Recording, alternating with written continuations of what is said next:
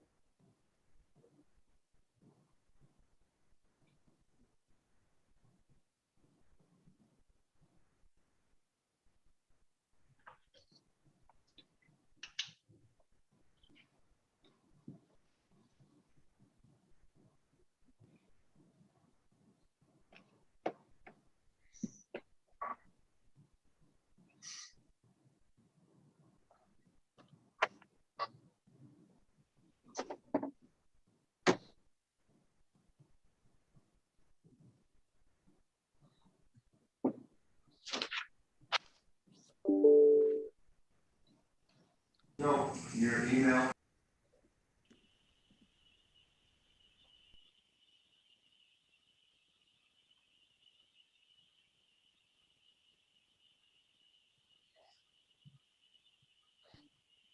We're good to go, Judge.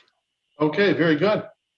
At the beginning of today's session, we have a swearing in of new attorneys, and we will begin that proceeding, and then we will move right into the cases scheduled for argument today. I'm presiding Justice Gerald Whalen. Welcome to today's bar admission ceremony for the 4th Judicial Department. At this time, I'd like to introduce to you the Justices of the Appellate Division, 4th Department, who are members of today's swearing-in panel. We have with us Justice John V. Centra from Syracuse, Justice Stephen K. Lindley from Rochester, Justice John Curran from Buffalo, Justice Joanne Winslow from Rochester, and Justice Brian DeJoseph from Syracuse. This is the day that you've all been waiting for. 4 years of college, 3 years of law school, all the studying, test taking, studying for the bar, passing the bar, getting through the character and fitness examination. I congratulate you all on your hard work and your dedication to get to today. I'm sure that you have had help both financially and emotionally from parents, spouses, family, friends, other loved ones, many of whom may be joining us today on the live stream. Without their help, your goal to be admitted to the bar of the state of New York would have been much more difficult, I'm sure. And so I'd like to congratulate them also and thank them for all they've done on your behalf. I'm certain that you are keenly aware of the history that is being made around you. You are entering the legal profession at a time in which our country is facing both an unprecedented public health crisis and an extraordinary level of social and political upheaval. The confluence of these events presents a unique opportunity for all of you. For this is a time in which the legal community will most certainly be called upon to play a pivotal role in ensuring access to justice. So as you embark upon your careers in the law, which I'm certain will present you with a multitude of rewarding opportunities, I strongly encourage you to embrace the opportunity that exists today to make a meaningful difference in the lives of those most negatively impacted by the current circumstances. And with that, now is the time for the candidates for admission to be sworn in as attorneys and counselors at law. Mark W. Bennett, the clerk of the court, will administer the oath. Mr. Bennett, have these candidates been certified to the court for admission by the appropriate committee on character and fitness as possessing the character and fitness required by attorneys and counselors at law? They have, Your Honor. Please administer the oath of office. All right, candidates for admission at this time, I'd like you to unmute your microphones, please. raise your right hands. And at the end of the oath, please respond, I do. Do you solemnly swear that you will support the Constitution of the United States and the Constitution of the State of New York, and that you will faithfully discharge the duties of an attorney and counselor at law according to the best of your ability? I do. I do. Congratulations, counselors. Welcome to the practice of law, and congratulations to you and your families.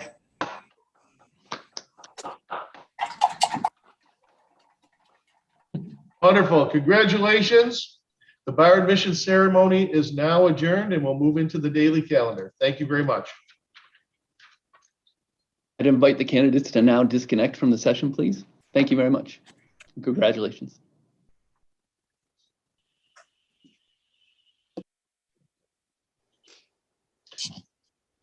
The first case on for argument today is case 278, People versus Maurice Faison.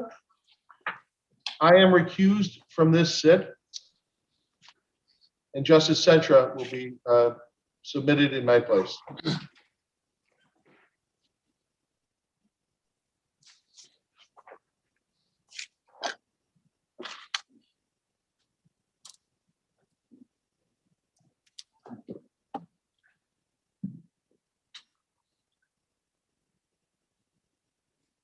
Good morning, counselors. Hi, good morning, Your Honors.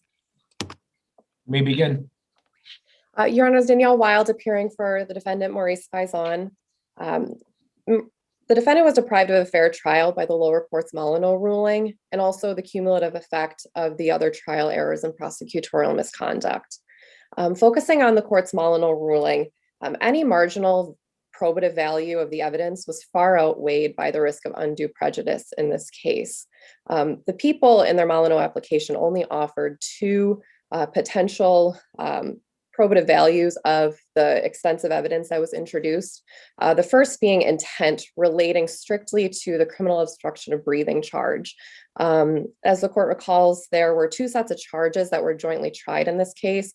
There were two misdemeanor charges stemming from June of 2013, a criminal obstruction of breathing charge relating to the defendant's then girlfriend. And Counsel, as I understand it, there were 4 Molyneux exceptions that the court permitted here. Are you suggesting that some of them were only relevant to a certain portion of these charges, or how could the jury make a difference here or understand the difference? Yeah, so Judge, that's part of the problem, is the people's Molyneux application only offered the evidence for intent relating to the criminal obstruction of breathing charge and background information relevant to the defendant's relationship with Samantha Stavalone. Throughout the course of the trial, the court, in its limiting instructions to the jury, gave a more expansive instruction than that, telling the jury that they could consider it for, I'll pull the exact language here, issues of motive, intent, background Counsel, if I may, were these limiting instructions objected to? I know that there was an objection to this Molyneux offer at the outset, but when the limiting instructions were given, was there an exception taken then? I honestly don't recall if there was a specific exception, but defense counsel did vigorously argue that there was no limiting instruction that would be sufficient. And so from the outset, he took exception to any limiting instruction. I don't recall specifically that he made an exception at every point throughout trial. But in addition, so throughout the trial, the court told the jury that they could consider this evidence for a number of purposes. And then in the court's final instructions to the jury, it said, essentially, ignore my prior instructions. You can only consider this evidence for intent and background information. But once again, the court did not limit the intent to the criminal obstruction of breathing charge or the background information to the history and context of the relationship with the defendant to Samantha Stavalone. And those were the only two purposes that the people offered the evidence for. And frankly, the probative value of the evidence for either of those purposes was limited at best. It was very tenuous, and the prejudicial impact of this extensive evidence was significant in this case, given the nature of the charges. did you wish to address the issue with the bill of particulars? Oh, yeah, sure. So the people essentially argued in their brief that the fact that the people responded with, the actus reus of the offense in their bill of particulars did not preclude them from introducing additional evidence to go towards the mens rea element of the depraved indifference charges. But especially as we argued in our reply brief, the fact of the matter is depraved indifference is similar to criminal negligence, and that it does not only refer to a subjective state of mind, but includes underlying conduct.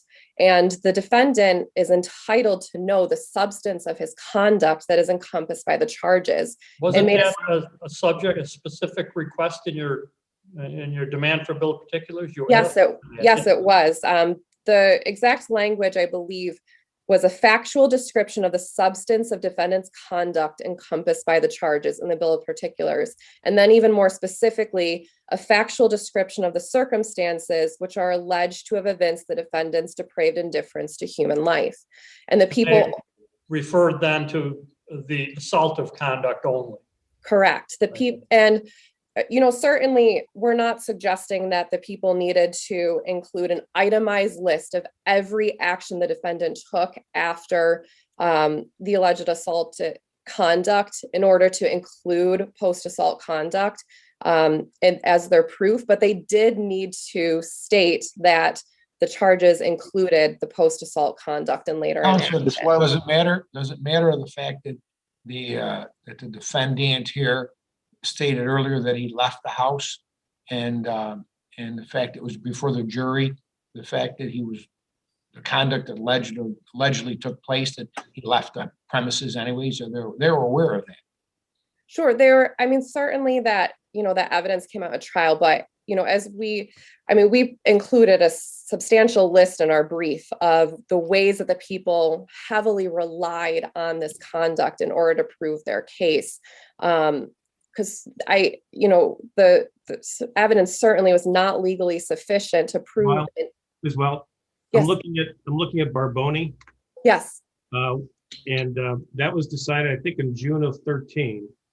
The People's Bill of Particulars was provided, I think, in December of 13, and didn't seem to account for Barboni's language, where it says, in light of the child's vulnerability and utter dependence on a caregiver, defendant's post-assault failure to treat the child or report his obvious injuries must be considered in assessing whether depraved indifference was shown. And then the case went to trial in June or July of the next year. There didn't seem to be an appreciation of Barboni's language in the Bill of Particulars, did it?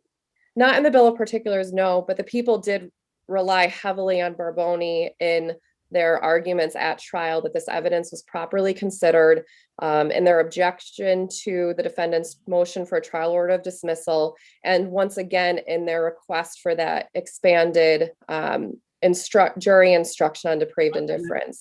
As for the objection, excuse me, Justice Kern, go ahead, please. And just following up on that point, but the pattern jury instructions, the CJI, to my knowledge, have not been updated since 2012. There's no reference even today to Barboni. But what the court seemed to be trying to do was to accommodate Barboni in its charge. And do you agree that it did that correctly? That is, attract the language of the inaction that is in Barboni. So my question ultimately is, didn't the court get the law right, even if it did represent a change in theory to which you object? So the court did correctly state the law. It certainly denied the full expansive charge that the people requested, but I'm not suggesting that the court misstated that the people could consider the later conduct given the state of the law. But the fact of the matter is the people in their Bill of Particulars needed to state the substance of the conduct they were relying on. And the fact that they didn't means that the defendant was essentially tried and convicted on charges for which he, Right. Can I just follow up with that? It seems like what happened here is the prosecutor was unaware of Barboni until it was too late. If they had not amended the Bill of Particulars and narrowed it, they would have been fine at trial, relying on post-assault conduct in action. But the prosecutor And Barboni was decided by the Fourth Department well before, of course, the Court of Appeals affirmed us. So Right. this was law in the Fourth Department. That's what the problem here seemed to be. The prosecutor didn't realize the mistake until it was too late. But this change of theory just affects the depraved indifference murder count, correct? You're not saying, Correct. so regardless of what we do on this, that would stand unless you went on some of your other points. Correct.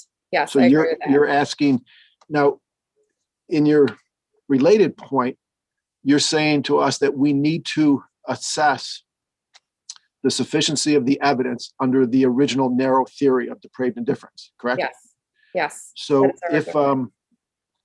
now under the weight of the evidence is different. We weigh the evidence in light of the charge, even if it's erroneous, but under sufficiency, basically what you're saying is under Barboni, the people could not prove their narrow theory. It was unprovable, right? Correct. That is our argument. So Counsel, no, go ahead. I'm sorry. Counsel, I just wonder, was there a sufficiency challenge raised below? So there was not this specific legal sufficiency argument raised, but based on my review of the case law, because the variance results in the deprivation of the defendant's right to be tried on the charges alone, this particular legal sufficiency argument does not need to be preserved with the trial order of dismissal. Yeah, I don't know about all that. I think, but regardless, we could reach in the interest of justice. And the question That's would be, true. what would an objection have accomplished? If the narrow theory under Barboni was unprovable, then a TOD motion specifically directed at that defect, the people couldn't have done anything about it. It was too late. Right. So what we're really talking about is, in your view, it's either a new trial or dismissal of count one. If it's a new trial, then the people could just move to amend to the broader theory, and it does your client no good. It's just a Pyrrhic victory, short-term victory. But your position is that Barboni requires more than just the assault. The people limited it to the assault in the bill of particulars, and count one's got to go. Yes, that is our argument, Your Honor. So unless the court has any further questions on this point or others, I would rely on our briefs for the remainder of our arguments. Thank you, Counselor. Thank you. Good morning, Counselor. Good morning, Your Honors. Derek Harnsberger on behalf of the people. May it please the court. Mr. Harnsberger, do you disagree with the interpretation that's been suggested with respect to the Court of Appeals decision in Barboni? That you need, that the people for depraved indifference need more than just the blunt trauma assault. They need the post-assault inaction, going to smoke pot, visiting friends in the ensuing hours, leaving the child to die, indifferent to whether the child lives or dies. Do you agree with that? I agree and disagree at the same time. I agree the extent of the inactivity in this particular case was egregious, that we have multiple hours of abandonment. We have the smoking of weed. We have the going out, socializing. That's excessive. But with regards to that, I don't believe that the law in Barboni requires such an extended absence of information. So, for example, as the Second Department in Hale recently analyzed, relying on your decision in Hull, that was a very brief, momentary absence afterwards. In that case, the defendant allegedly slammed the child multiple times, called 911, and did not report to EMTs or the hospital that he was involved in any kind of altercation with the child. I think you're talking about Hall. But my question is, do you agree under Barboni that for depraved indifference, murder of a child under age 11, there has to be evidence of post-assault inaction? Do you agree with that? It just can't be the assault alone. I would agree with that, Judge, and I would agree that if we agree with Ms. Wild that your bill of particulars narrowed that count to the assault, then it follows the people could not have possibly proved that theory at trial. Agree? if we interpret the bill of particulars in the form that it is solely the assault and not the immediate aftermath, which is accompanied with the assault, and I would contend that by referencing the assault itself, that includes the events. We are not limited to the end of the moment in which the child is slammed for the last time. That you Sir, can. you were invited to talk about the circumstances. Correct. Just would, if you had simply said something to the effect that the defendant failed to summon medical care, or he left the child unattended for a period of time, that would have covered post-assaultive behavior in general way. Put the defendant on notice that he was being held accountable for his post-assaultive inaction. You failed to do that in the bill of particulars. Is that fatal here? In this case, Judge, I would note that in the bill of particulars, there was a particular request with regards to the manner in which the defendant was alleged to have engaged in depraved indifference. That is a section that, as it was noted during the jury instructions, was the issue of matters of evidence. And that the position that the people took from the beginning was that the surrounding circumstances are what creates depraved indifference. And that this isn't a situation where the absence of care was the causation for the child's injuries. The people's position has always been that the injuries that occurred to the child were the causal connection to his death, not a situation where the failure to seek medical attention contributed or otherwise caused the death.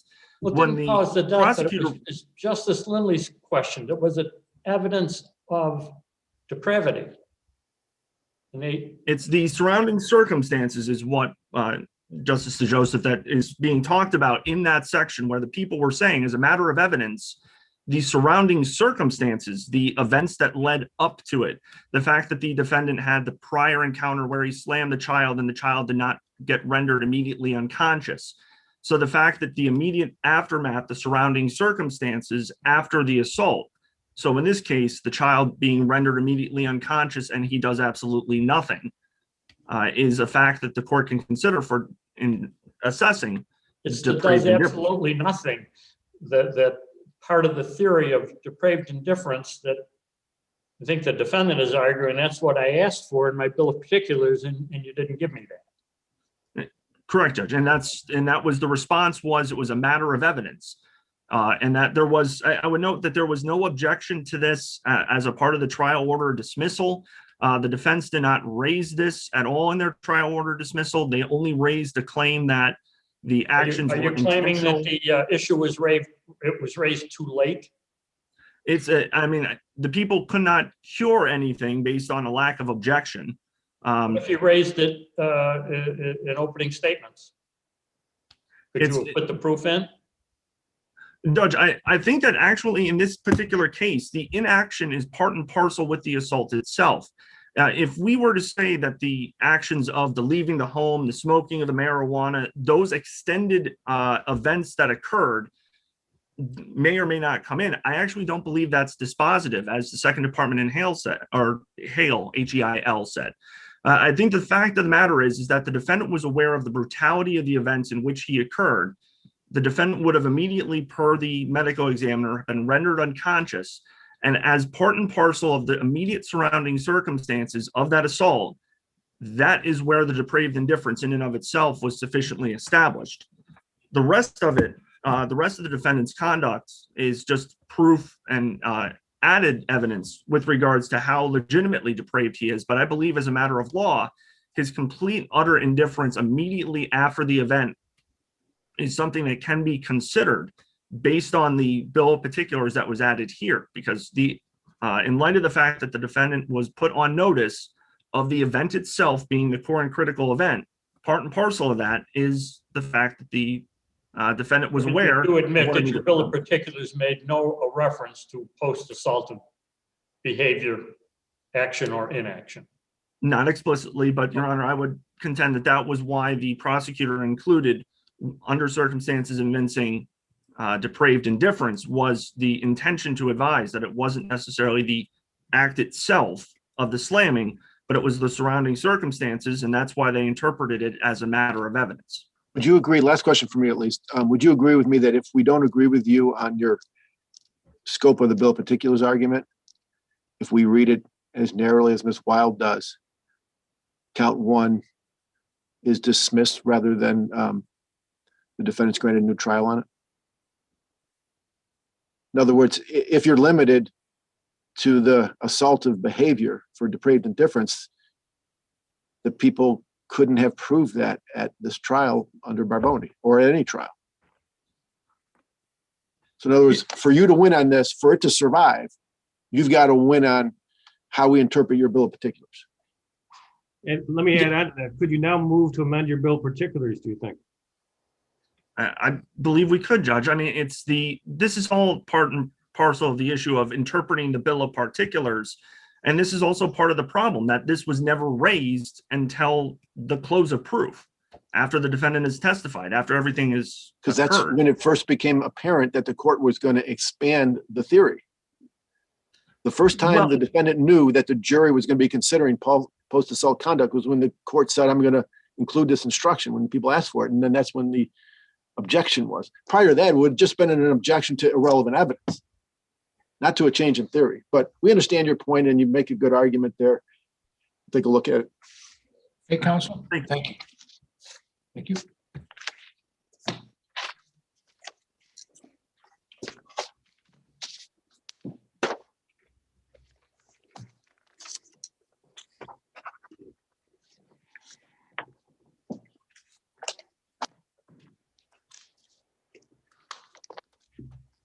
Very good. The next case up for argument is case 279, together with 284 and 285. It is Derek Ramon Johnson versus Kenya Aisha Johnson.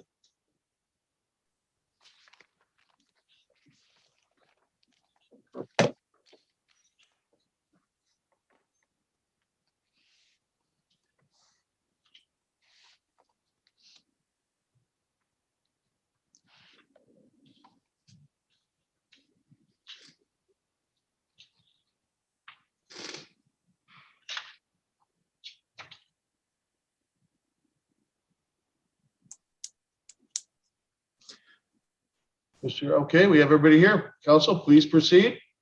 Morning, Honor. Please the court, Paul Watkins, representing the appellant mother, Ms. Johnson. Just for a point of procedure, there's three different appeals here. One is the one 279, which is the mother's appeal, and then we also have the other two that you just called having to do with the father's. Now, do you want me to argue all three appeals at one time, or is Mr. Sarando going to argue his appeal after this one? I think we'd like to have you argue all your appeals at one time, and then we'll hear from your opponents. Thank you, Honor. The first issue to be argued is the mother's appeal of the order on denying her request to move. As I pointed out in my brief, the main issue here is the economic necessity for her move. She has always been the primary caretaker of the child. The parties were both in the Army. They were both given orders to Fort Drum. Everybody understood, and it was agreed during the proceedings that the mother and the child could move at the end of June of 2019 because of the temporary nature of the posting to Fort Drum. And so based on that, the mother proceeded, and the parties agreed. And in fact, the court said that because of that agreement, there would be a lower standard of proof that the mother needed in order for her to be able to move. Well, let me ask you this. Your client wants to go to North Carolina? That's correct, Your Honor. Does she have a job lined up down there? No, she did not, Your Honor. So, because what you said in the beginning is the main reason was financial. Usually when we get these applications, somebody has a good job offer, they're going to improve their financial situation by a move, because it is, as you would recognize, it's a serious thing to take a child halfway across the country away from another parent. So here you're saying financial, yet there's no job for her. She's going to be in the same financial position in both spots, it would seem. Well, Your Honor, because she left the Army, she was able to go through a vocational rehabilitation program the Army offered. And the job that she was training for that voc rehab just was not available for her in upstate New York outside of Watertown. It would have been available if she had moved. So no, Your Honor, correct. She did not have a job lined up. That was because she was going through the training at the time to be able to get that job. And her trainer, and as I put down in my brief in the record, the job she was training for just was not available in Watertown. If she was able to move to North Carolina, she could have completed her training there and a job would have been available. Is her application perhaps a little premature? Should she wait until she obtained the employment in North Carolina? Does she have a better argument then? Well, Your Honor, the problem would be if she was in New York and went through the training and the trainer had recommended her for jobs, she would have had to go to North Carolina and get the job based on training in New York, which just was not going to be possible at the time for her to do that, given her circumstances when she was in Watertown. So it's our position that there was enough evidence shown, as she was a primary caretaker, the father had agreed that she could move out of state at the end of June of 2019. Actually, counsel, this is an initial custody determination. It's really not a relocation case, is it? That's correct, Your Honor. And so another issue is that the Tropia standards don't apply here, a strict application of them because of the fact it was an initial custody determination. Those factors can be reviewed, but they are not necessary. So when there's other questions about that part, I'll move on to the next part of the appeal. And that'll be the cross appeal, the father's cross appeal. As I set out in my brief in opposition to the father's cross appeal, the main issue here is that the order appealed from is the order that denied my client's move. It's not the order on the father's petition that denied his petition. The only issue here is what specifically in the order that denied my client's appeal. And that order says nothing about the father's petition. So you're saying only the party that petitions in family court? No, Your Honor, what I'm saying, I'm sorry. It sounds like you're saying because the father didn't petition and his petitions aren't included in the record, he's not aggrieved by the resolution of the mother's petition? I'm saying, Your Honor, that that's one of the arguments that he's not an aggrieved party because he did not petition. The only issue is, does the order give him, is he an aggrieved party based on what the order is against him? The only issue here that the father raises is he should have been given physical custody. But the order states that the parties will have joint custody and a shared residency schedule. So it's unclear what exactly she was given primary physical residence. He wants primary physical residence. So he's agreed. I'm sorry. She got something that he wants. Now, I agree with you. I think what you're about to say is, since it's 50-50 residency schedule and joint custody, who cares who's designated primary? Yes, go ahead, Your Honor. I'm sorry. Is that what you were going to say? Yes, Your Honor. I mean, basically, it probably comes down to child support, right? That's probably what this is all about, is child support. As a practical matter, it doesn't matter. There's a shared residency schedule 50-50 with the father actually never disputed and never argued against during the entire time of the proceeding. So even if he gets primary residence, if there's joint custody and 50-50, we have a case directly on point that says the party who earns more pays support. That would be him. So it's not going to even help him on child support. Probably not, Your Honor. This really has no bearing on anything. Perhaps school district maybe only. I would say that's correct, Your Honor. And so I'm not, as I pointed in my brief, I'm not really sure what the point is of the cross appeal, because it is a shared residency schedule and it's really just, a form over substance. It's a shared residency schedule. The father never argued against the shared residency schedule. So our position is it should just be dismissed. Now, I would move on then to the next two appeals, which is the father's direct appeal from the family court decision that went ahead and denied, number one, his request for reconstruction of the record, and then secondly, the request to have the record,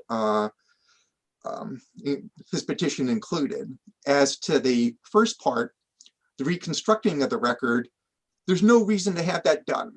As I pointed out in my brief, the cases are clear. Then when the record that's submitted is substantial enough for the family court to make its decision, then there's no basis to go back and ask that it be supplemented. As you look through the record, the court's decision is very detailed. And as the to all with the- respect to the settlement of the record, that's all done at the court below, not really before us, right? That's correct, Your Honor. The family court denied the motion, but I would also note that I did provide the proposed record to father's attorney. He had time to look at it, including all the transcripts and the pleadings. He signed the stipulation. This is not a situation where I, as the attorney, certified the record as true and correct. Right, It there's a was stipulation here with counsel. I understand that. Yes. So, Your Honor, again, unless there's questions that I have any questions concerning the argument on the record or any other arguments I made, I will submit. Thank you, counsel. Thank you. May it please the court, John Sarando. I guess I'm the respondent, cross appellant, and appellant in this case, Your Honor. And I'll proceed in the order that Mr. Watkins followed. Please do. So far as the relocation is concerned, we submit that there was insufficient support for that. There was no proof concerning the economics. There was no consideration in regard to education. There was no substantiation of the alleged medical conditions.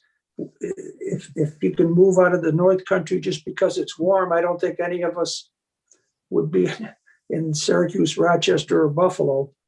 There was nothing in regard to residence, and the prior conduct showed that the time apart would not inure to the child's benefit. So far as the cross appeal is concerned, we are aggrieved. The father did seek primary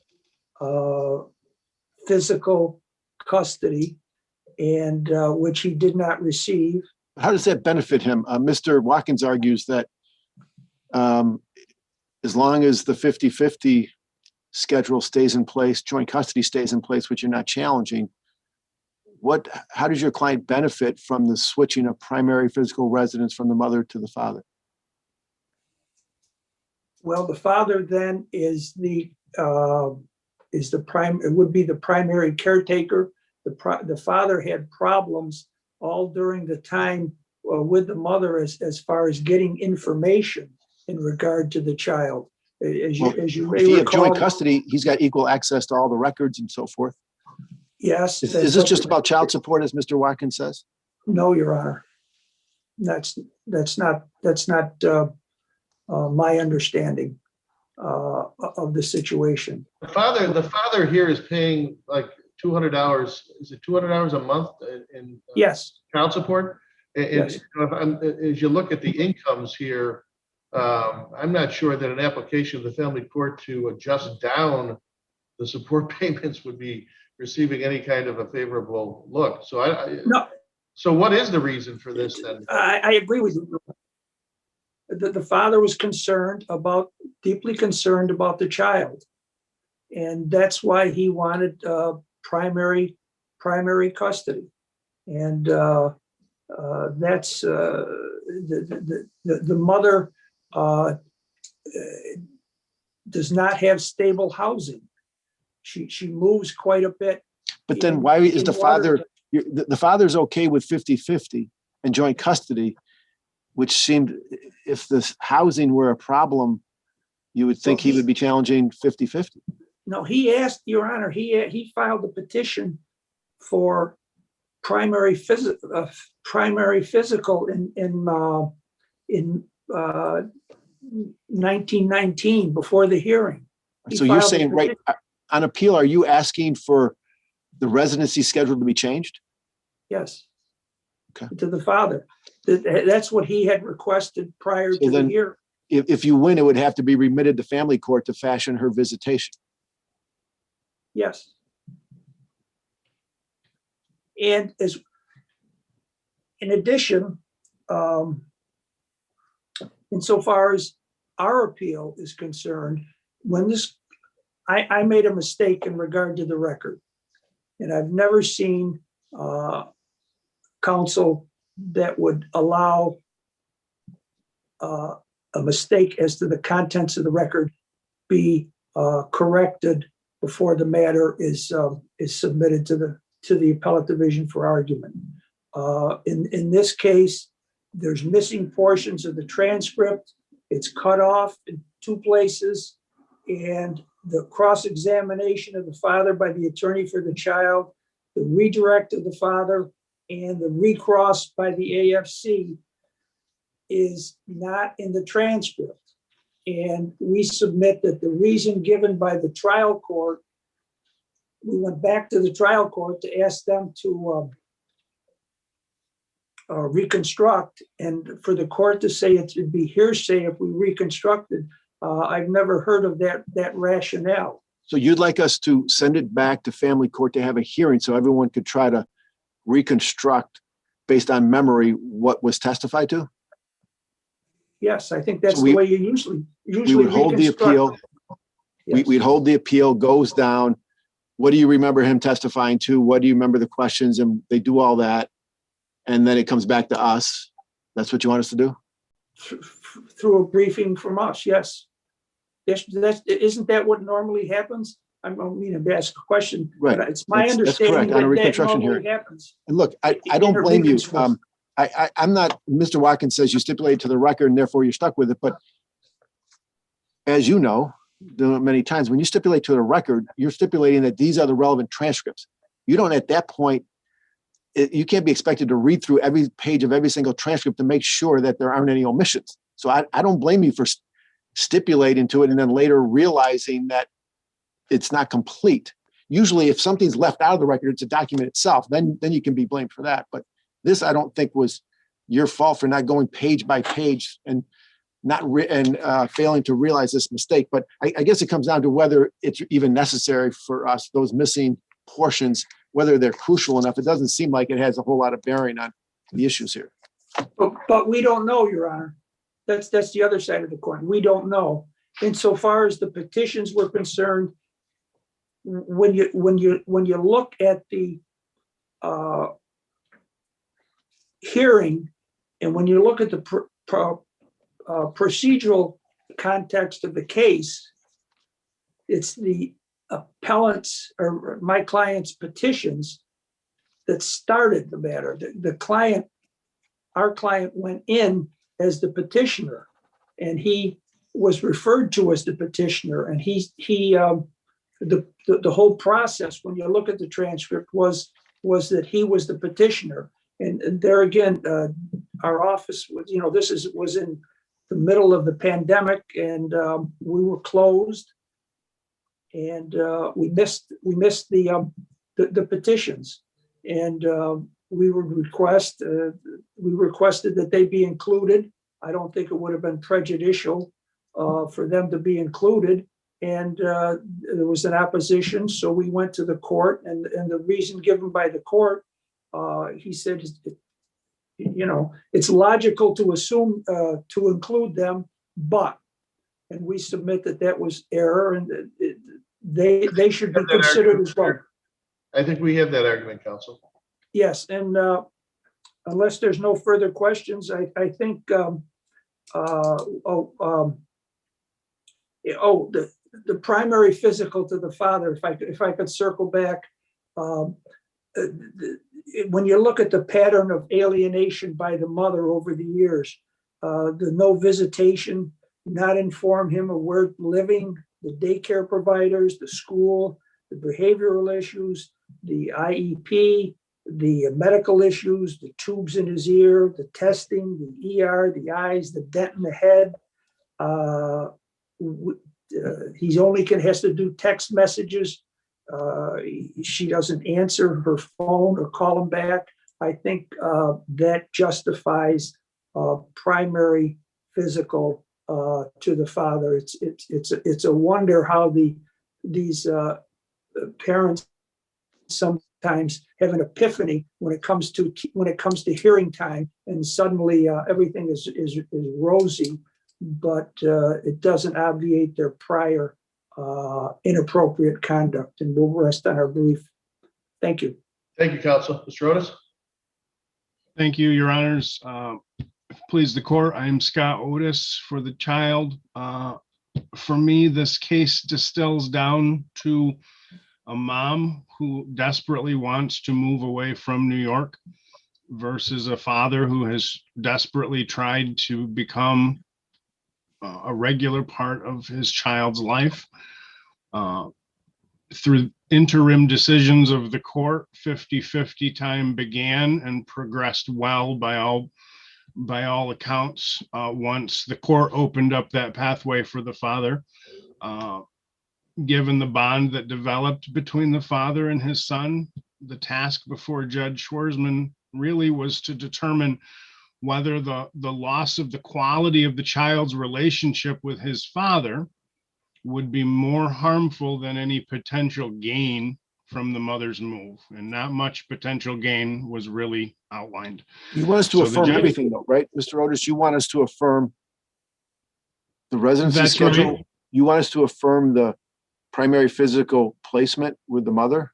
And you want us to Yeah, affirm everything? I don't deny Attorney Sarando's compelling arguments that I think Judge Schwarzman could have justifiably ordered sole custody based on all the evidence of the mom's He's not obstruction. asking for sole custody. He's not challenging custody. But let me ask you this, because maybe I'm just missing something, but where you have joint custody, where we have here, you have 50-50. As you say, this has been going on since May of 2018 and it's been working well. The father seemed to agree that that was fine. Where you have shared residency and joint custody, is it even theoretically possible for the court to grant one party primary physical custody? Is that even possible under these scenarios? My understanding is that one party can have primary legal custody and the other and still share residency. And then, Okay. as I explain it to my clients and their parents when I'm allowed, the party who has residency gets the tie-breaking vote when they're unable to come to an agreement between the joint custodians. Yeah, I've never heard that one. I do think it matters for perhaps the school districts want to see, to enroll a kid, they want to see who has in a joint custodial situation, 50-50, they want to see who has primary residence. But my understanding is that that's the only effect of that designation. Because look, if it means that you can break tiebreakers, then that's the same as having sole custody. You alone can decide. That's how settlements get sold. But I understand where you're coming, Your Honor, where you're coming from. That line that I used came from Judge Schwarzman, who also decided this case. So I'll amend it on Your Honor's recommendation. Well, no, I don't know. I'm just talking out loud. All right. Anything further, Mr. Otis? No, thank you. Counsel, thank you very much. Thank you. Thank you, Your Honor. Next case up for argument is case 280, Onondaga County Department of, in the matter of Faith B. and Joel L., Onondaga County Department of Children and Family Services.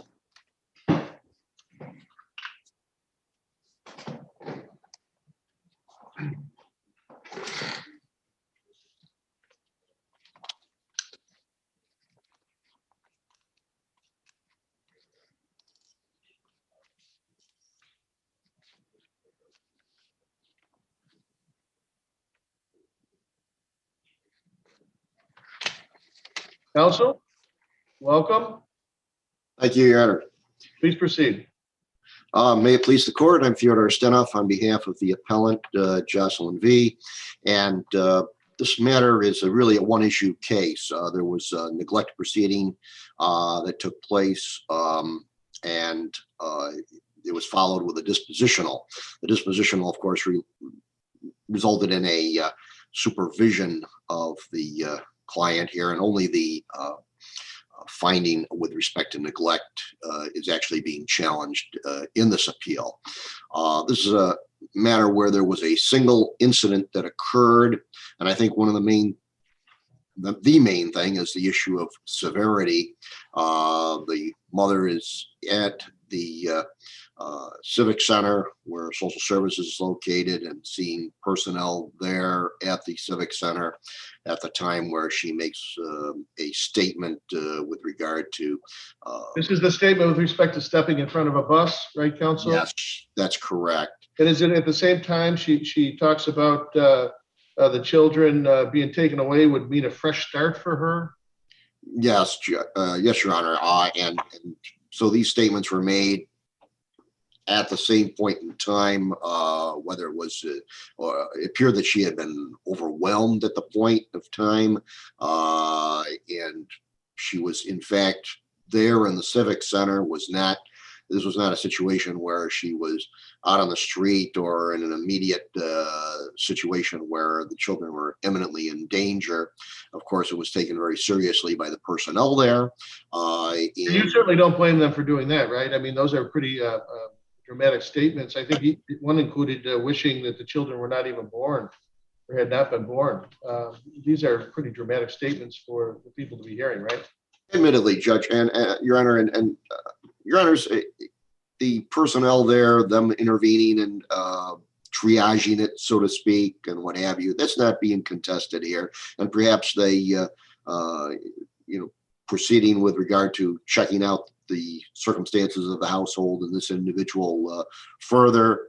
But you're saying that there was no real imminent harm to the children? Is that part of your argument? That's correct. And I think this was more of a cry for some help here by this individual. And I think when we look at the totality of what had taken place and the fact that there was really a lack of conduct by this individual, there were statements that were made, but. Did you wish to address Dr. Kohlbrenner's testimony, which I think was very damaging to your client? I believe, yeah, that it was damaging, Your Honor.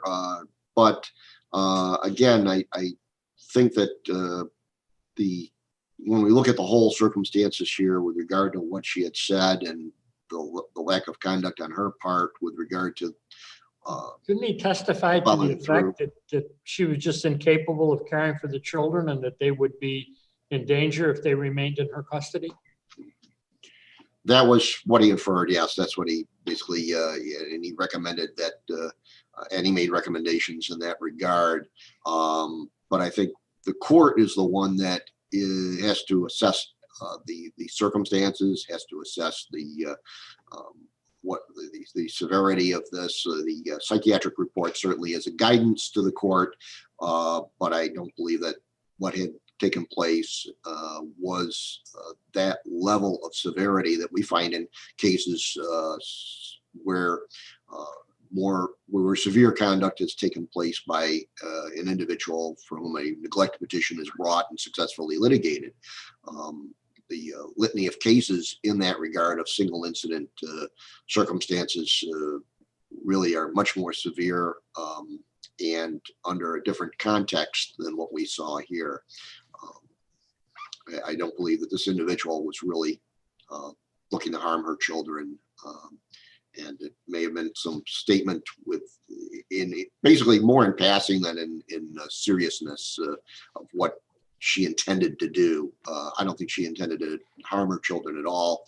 And I don't believe that the testimony really supports that contention. And so I believe that the finding of neglect was an excessive situation here. Thank you, counsel. Thank you. Counsel? Mr. Chaplin, you should unmute. I gotta be the first one to do that.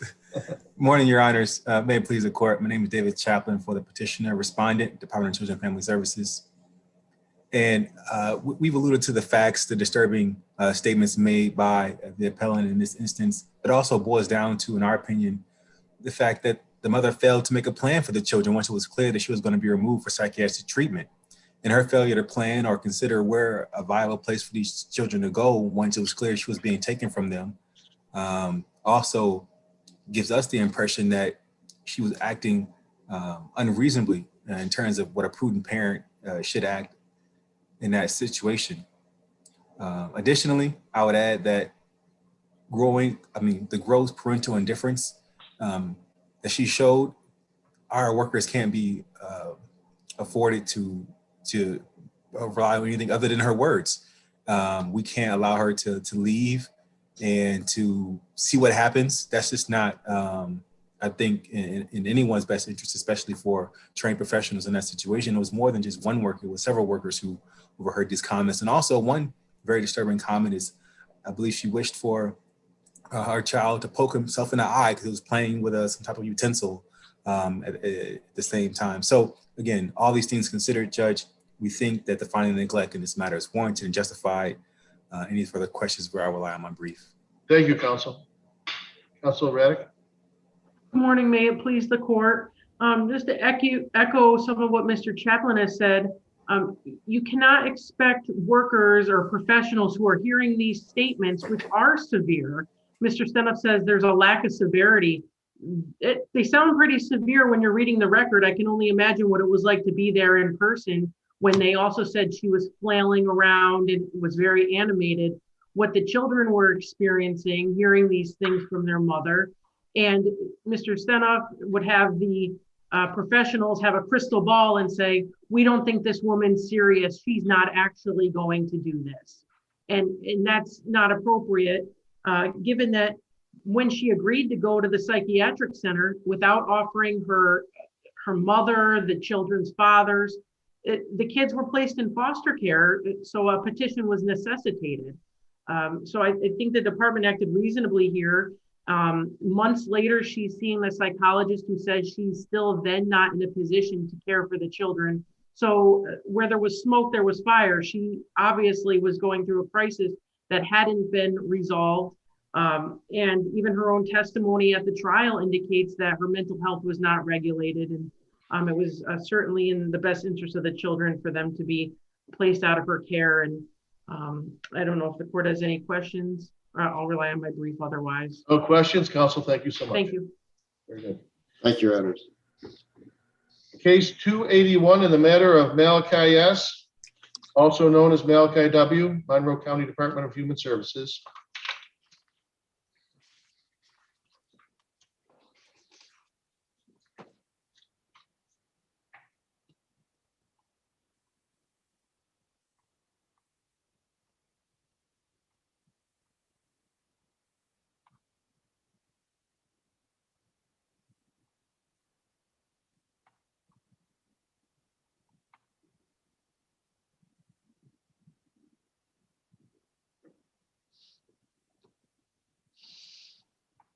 Very good. Welcome, Counsel. Good morning. May it please proceed. May it please the court, Janet Soames on behalf of the mother in this case, Ms. Scott. A guardian ad litem should not be relieved of her duties when to the incapacitated ward when the incapacitated person does not appear in court. Here, the statute says that the incapacitated person appears by the guardian ad litem, and the guardian's responsibilities don't depend upon the physical presence of the incapacitated person. Here, the guardian ad litem did not attend the second half of the hearing, the termination of parental rights hearing. She said that she had something she had something else to do. I think she said she had a closing and something to do. So this isn't a case where she wasn't there because she was promoting the interest of her ward. She was actually advancing her own interest or the interest of the other client. So let me ask you this question with respect to that. Obviously it's not at all comforting to see a guardian ad litem decide that they're going to go to a closing in the middle of a proceeding, admittedly. But was this, first of all, was this issue preserved? Were there objections? My response to the argument that the opposing counsels make about preservation, I think I have like three different answers to that. One is the attorney in this case, not the guardian ad litem, but the actual attorney assigned in this case, he did not participate in the hearing at all. He made no objections. And this, when the guardian ad litem wanted to, take off the afternoon, he didn't say anything. So I don't think that we can reasonably expect him to lodge an objection when he has made it clear that he is not participating in these proceedings at all. Well, isn't that a claim for ineffective assistance of counsel if a lawyer doesn't object to this? But I guess my greater point is when you have a guardian ad litem, it's a little unusual situation, but the reason for that, of course, is that the party is incapable of protecting her own interest, doesn't have an understanding of what's going on. And I think everyone agrees, it was pointed out that this is not encouraged procedure to go to a closing in the middle of a hearing of this nature, but what realistically could the guardian ad litem have done if she stuck around and the client wasn't, or her ward wasn't there? What was there to do? I think that the guardian ad litem is appointed not just because she may be able to affect the outcome of the hearing. I think that an equally important aspect of a guardian ad litem appointment is that that guardian is actually the client, takes the place of the client. She is the person who is present. There's a interest that the parent has in having presence and having the fundamental right to be heard. And that comes through the guardian ad litem. So when you look at it and say, and it's almost a harmless error argument I think that you're making, when you look at that and say, did it have a practical difference? Did it affect the outcome of the proceeding here? I can't tell you that it did. Probably the proceeding would have ended up the same way if the guardian ad litem had stayed. But because just to be clear, the guardian ad litem couldn't have called any witnesses, couldn't have cross-examined any witnesses, couldn't have made any arguments to the court, right? That's right. But she directs the attorney. She could direct the attorney to, hey, this is not going well. And certainly it wasn't after Dr. Singh's testimony. Let's see what we can do. My client would appreciate just, sign a surrender agreement maybe and right. One picture of year. Yeah, I think that's what I get is the harm. And I know you argue that there's harmless error doesn't apply because it's a due process issue, but what the difference could have been is maybe the guardian ad litem could have, as you say, the evidence was overwhelming and say, look, let's negotiate a voluntary surrender here. Maybe we could get some visitation or postcards or something. But then you have the situation where the guardian ad litem is settling a case for the ward who's not even there without even talking to the ward. That doesn't seem right. Well, the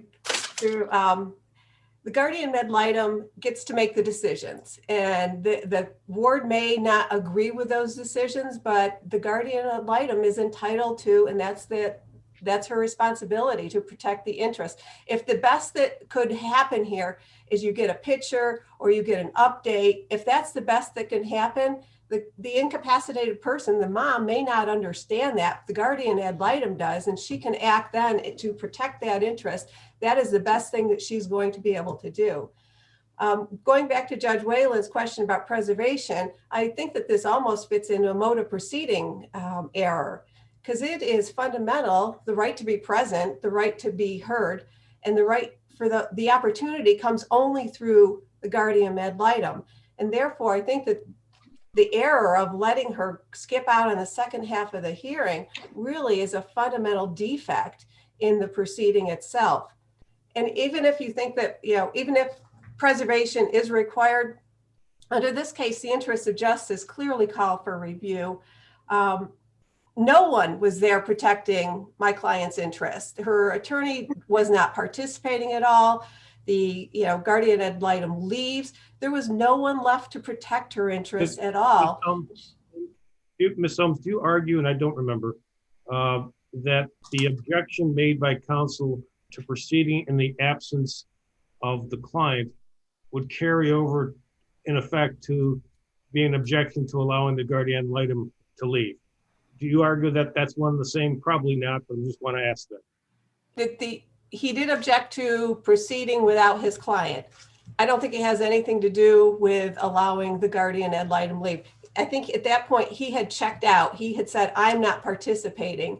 And he was true to his word. He didn't. Your theory, though, if I understand it correctly, under your theory, the client effectively was present. Yes. With the guardian ad litem. And by the lawyer objecting to the guardian, or by the client not being present, once the guardian leaves, I suppose it'd be a stretch to say that's preservation.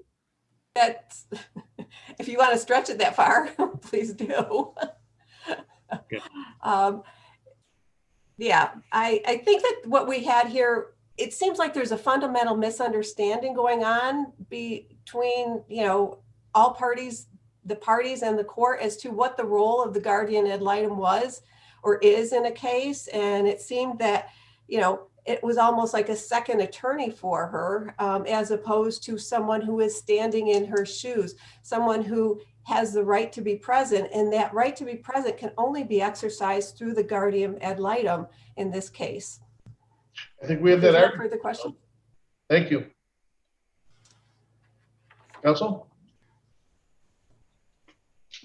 Good morning, Your Your Honors. Honor. Oh, good morning, Ms. Seisman. Good morning, Your Honors. I'm Carol Eisman. I represent the Monroe County Department of Human Services.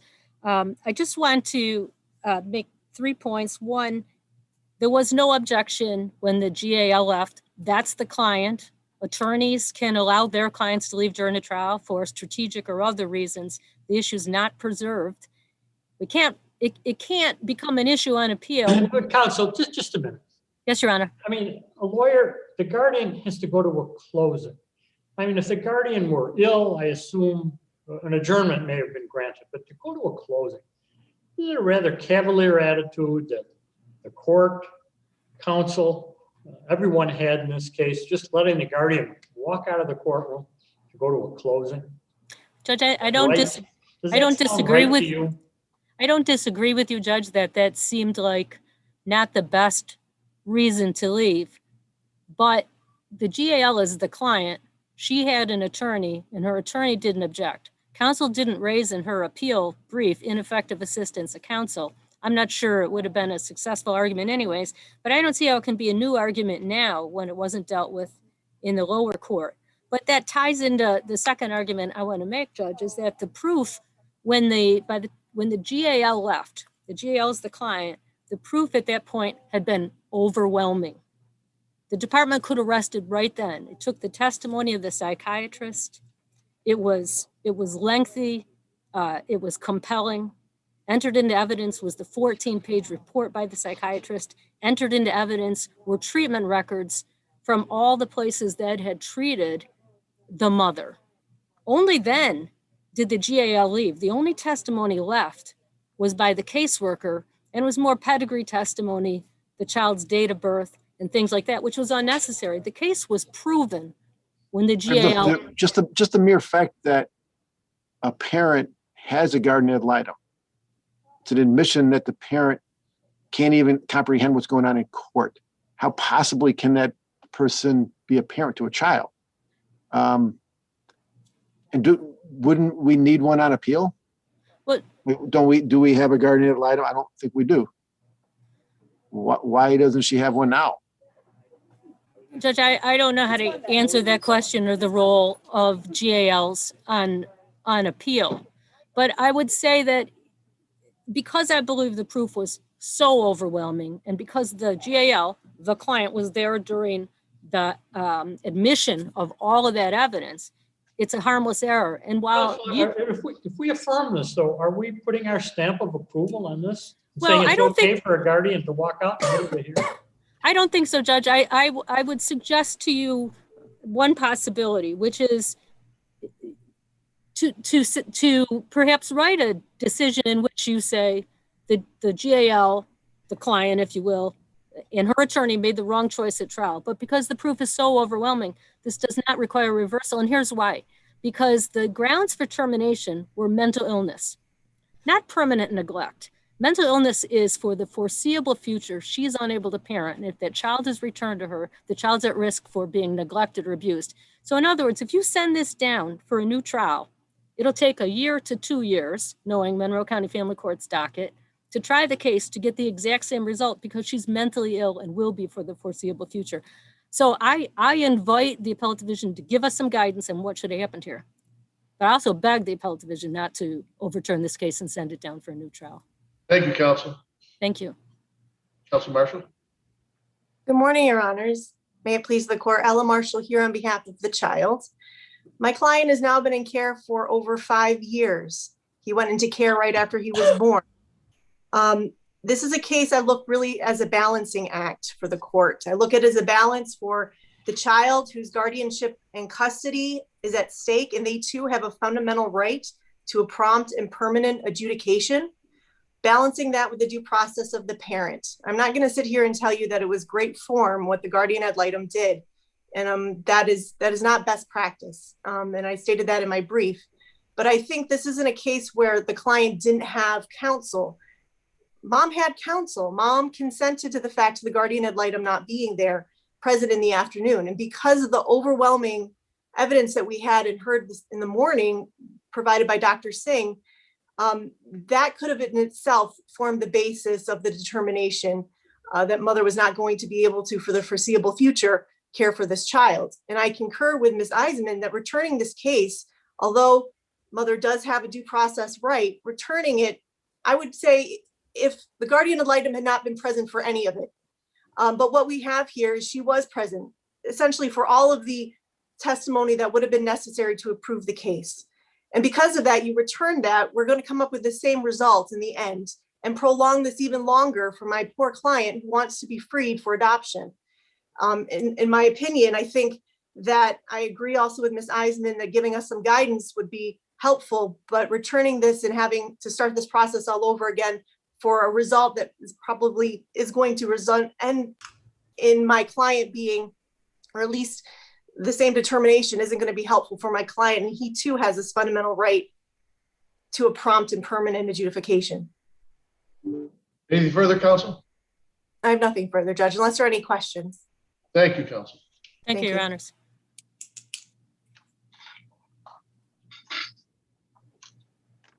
Case 282 in the matter of Alexander G.R. and Christian A.R., Monroe County Department of Human Services.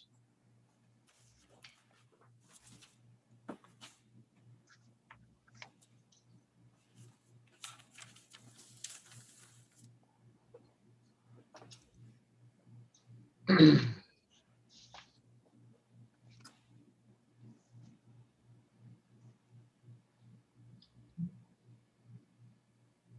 we waiting for, I think we're waiting for one counsel.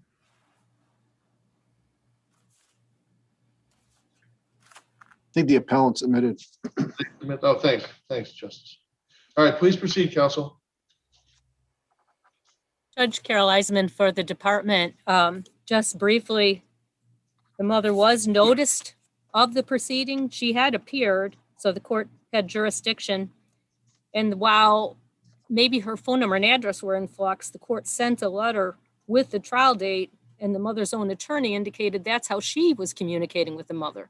That notice of the trial date was mailed by the court and unreturned. So the mother got the best notice that was possible for her. She didn't say, in fact, in her motion to reopen, that she didn't know the date. She said she was ill, but provided no proof of that. And she also provided, with respect to any likelihood of success on the merits, she just made a conclusory statement that she was in treatment and doing well, but that was really contradicted by the affidavit of the caseworker who said she had talked to a treatment provider recently, and if anything, the mother may have started in the last 2 weeks. Ms. Eisman, basically, at best, this was a bare bones application to vacate. Exactly. I mean, there really was nothing there, and certainly not enough to reopen the default when there's overwhelming proof at trial. Anything further, counsel? No, thank you. Counsel Poland? May it please the court, Maureen Poland on behalf of the children from the Legal Aid Society. As we've heard, this was a situation where appellant's due process rights were not violated. I think that she did not preserve the issue of notice, but even if the court were to consider it, she had sufficient notice of the proceedings, and there was no error in the court going forward with the hearings in her absence. Her counsel's choice to not participate was a strategic one that actually preserved her right to bring that motion to vacate, but then her motion to vacate was conclusory and completely insufficient. I would note for the court that my clients are doing well. They've been in the same foster home for slightly over 3 years, and it is a pre-adoptive foster home. So they do have a right to permanency here as well. And I would ask the court to affirm the trial court's order. And if there's no questions, I would rest on my brief. Thank you, counsel. Thank you, Your Honors. Case 286 in the matter of Noah C., Romeo C., Jaden C., and Jacob C., Ontario County Department of Social Services.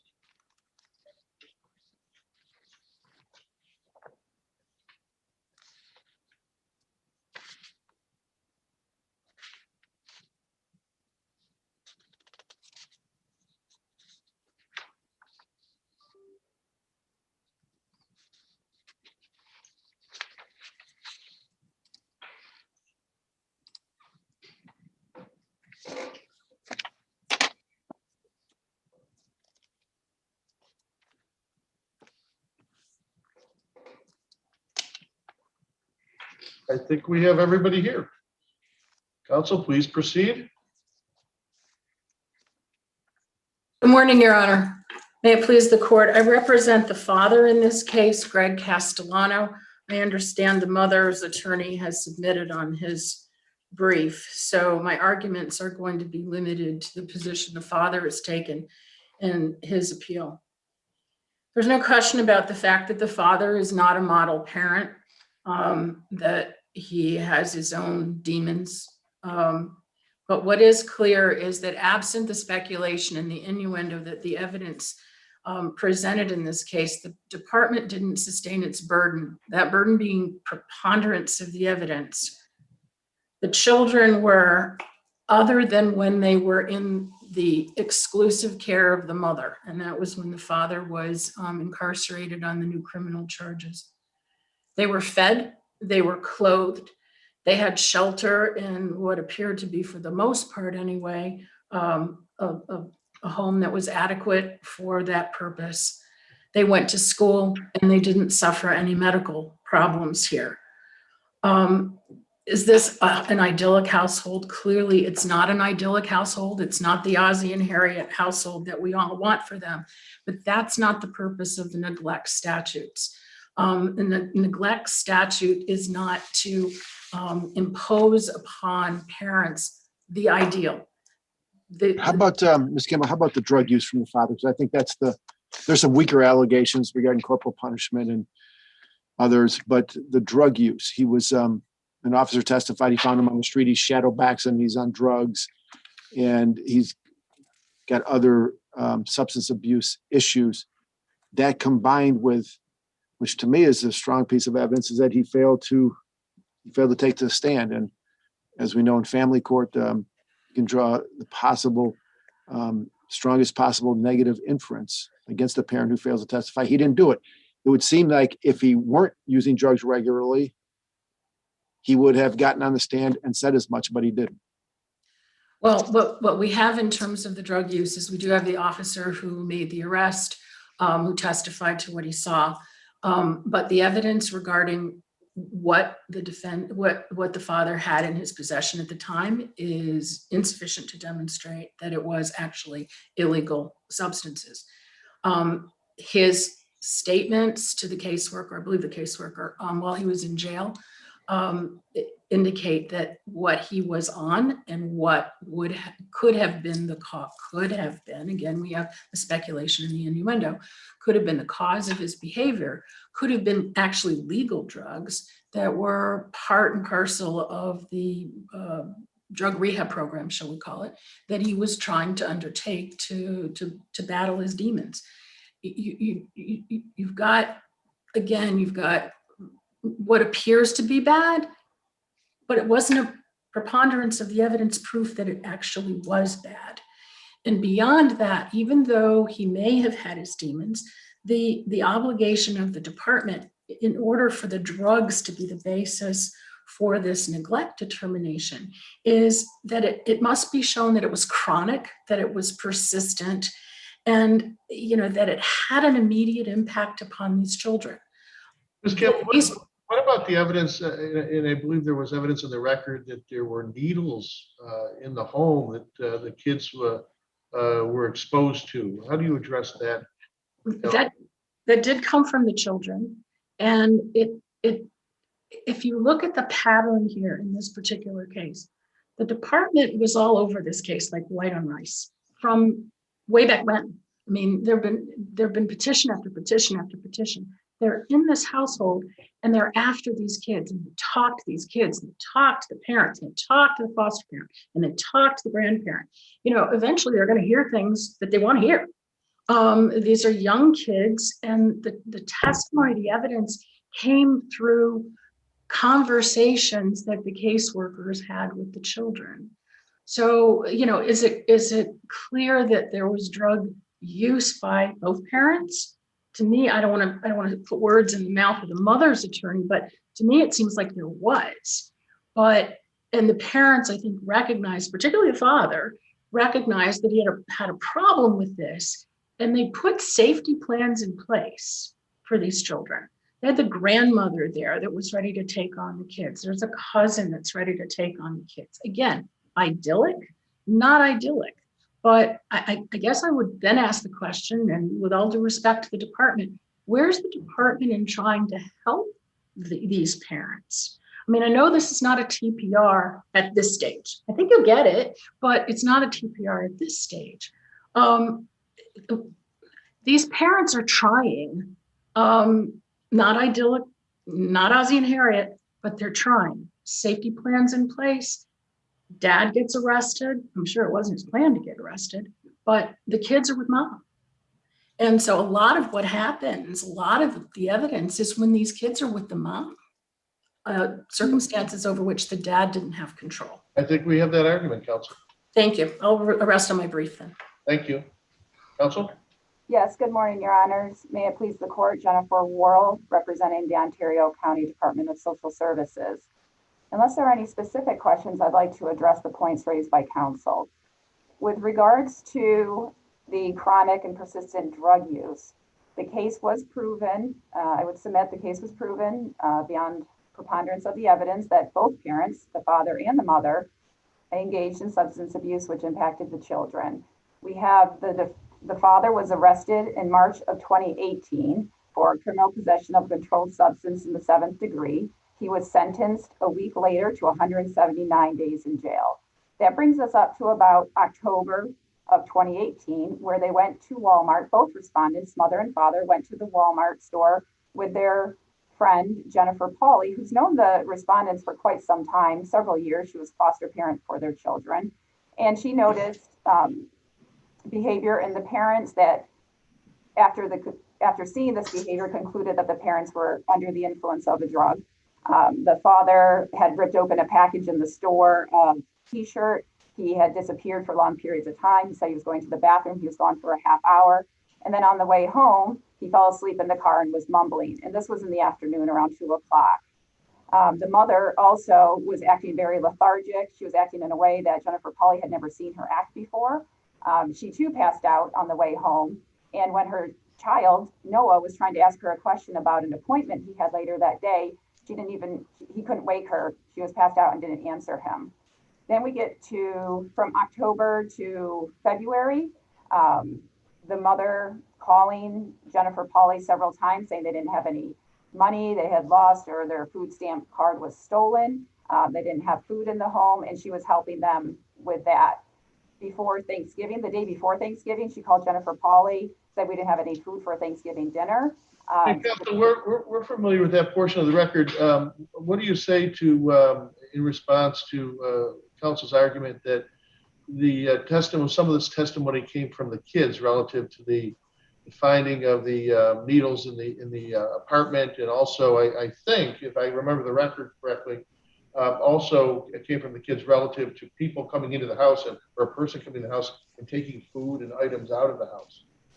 Yes, Judge. How should we weigh that testimony of the children? That testimony of the child, Jacob, was corroborated. Judge Sisson did find that his statements were corroborated by other evidence in the case. With regards to the needles in the home, when the caseworker, after the children had been removed, went to the home, the mother would not show him, or would not show the caseworker, Sarah Davis, the inside of her bedroom, and that is where the child said the needles were kept. The record also had Miss Cortijo's medical records, which also corroborated his statements that the parents used drugs and used needles. Jacob also stated that he saw his father inject a needle into his hand. The mother's medical records showed that she had several injection sites on her. She admitted that she injected cocaine into her neck, into her hand. She admitted she had injected cocaine on a prior instance. And she also admitted she injected into her neck because she was running out of access. Look, there's no doubt that the evidence against the mother and the drug use is a lot stronger than the father. Anytime you're putting needles of drugs into your neck, it's probably not the first time for you. The father, though, there is evidence of drug use, but not nearly as much. So why don't we focus on him? Okay. Well, we have his 2 arrests within a year for criminal possession of a controlled substance in the 7th degree, March of 2018, and then again, March of 2019. On the March of 2019 arrest, when he was arrested, he was under the influence, according to the officer who arrested him. He admitted it was cocaine in his pocket. He admitted he had relapsed. He admitted he had used cocaine prior to his relapse, and he admitted the cocaine in his pocket was for personal use. We have the child's statement that he had observed the father inject a needle into his hand, and we also have the testimony from the June 2019 visit with the children. This is the time the children have already been removed from the parents. They have a scheduled home visit with their kids. This is the time they get to visit with their children. And the father was clearly under the influence. He was stumbling, he was mumbling, he wasn't able to get food from his hand into his mouth. He was hitting his cheek instead. He was swaying. He was determined by the YAP supervisor to be under the influence, and she had also known him for several years. And we also have the time in the Walmart where he was with Jennifer Pauley, and that was in October of 2018, where she believed he was also under the influence. So you have observations of people who've known these individuals for years, believing they're under the influence. You have the admissions from the father to the police officer at the time he was arrested in March of 2019. When asked what's in your pocket, he said, "I think it's an opiate." And then later admitted to the caseworker that yes, it was actually cocaine. And Your Honors, I would also argue that the condition of the home and the treatment of the children also corroborates that there was drug use, repeated and chronic drug use going on in this home. In March of 2019, when Jennifer Pauley went to the home, there was no food in the refrigerator other than an unwrapped piece of meat. There was dirty dishes stacked 2 feet high on the counters. There was clothes all over the place, garbage. What bothered me most, and you put a lot of evidence out there, but what bothered me most was the Thanksgiving. There's no food there, and Miss Pauley comes over, kids are starving, and the father's helping himself to a big plate of food. Correct, Your Honor. The only one at the home eating. Further evidence that he is under the influence of something. That's not a reasonable and prudent parent doesn't sit there and eat while their children have nothing to eat. If there are no further questions, I would rest on my brief. Thank you, counsel. Thank you. Counsel? May it please the court, Teresa Perry, representing the 3 oldest children, Noah, Romeo, and Jaden. Your Honors, I believe what this case lacks is the causal connection. We know from mom's medical records that she had been using drugs. We know from dad's arrest that he was using drugs. There is no proof that any of that was occurring in the presence of the children. In fact, the proof is that when the father was arrested for possession, the children were not in his care or custody. They were not there when the police officer picked him up. And we know that the mother, when she was dealing with her medical issues as a result of drug use, had already made a plan and had the children over with the father's mother, the paternal grandmother. So we know that there's a drug issue. There's zero proof that the kids were negatively impacted. And I know that may fly in the face of logic, but you have to meet that burden of proof. You can't just assume that because someone is doing drugs or getting high, that they are damaging their children. And in fact, as Ms. Campbell referenced, the kids were in school, the kids were at grandma's, the kids were fed and clothed and housed.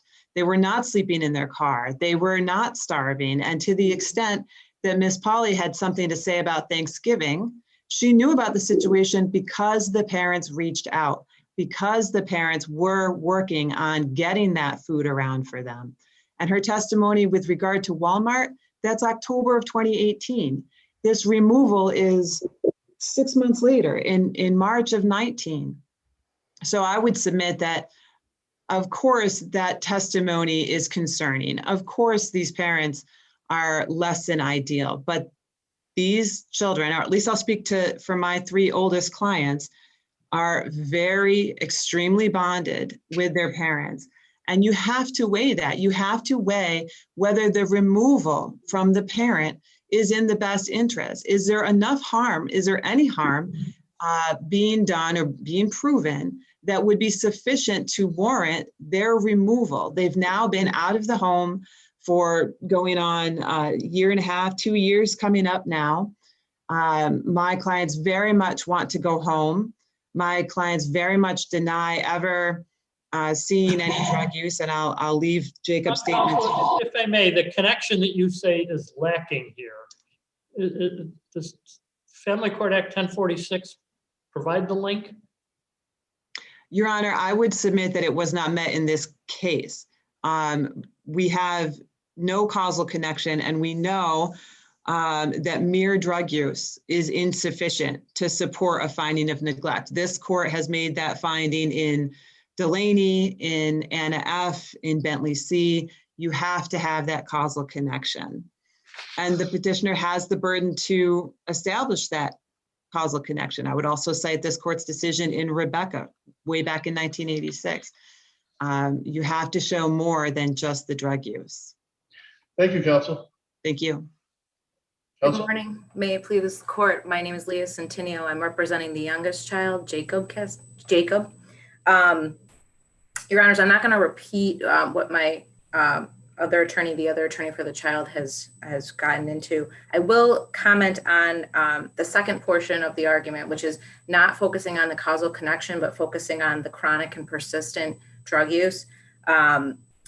Regarding the duration and the frequency of this use, I think there can be assumptions made as to how often this is happening, but we really had no evidence other than the father being arrested 2 different times and admitting his relapse, and other than the mother having this abscess on her hand and admitting that she used needles on that hand, as to what the frequency and duration of this use was on a day-to-day basis. Well, doesn't the word relapse imply that it's been going on? He was in drug treatment at the time and he relapsed. So we know it wasn't an isolated occurrence. We know that at least more than one time he used. I agree with the court that he admitted that he had used before and that he had relapsed. As far as the history as to how often he had relapsed and what sort of treatment he was in, I believe the record didn't have that fully set forth. And he could have cleared that up if he took the stand. Not that he has any burden to fill in the gaps in the petitioner's proof, but it is telling that neither parent, with the prospect of them losing their children, wanted to get up on the stand.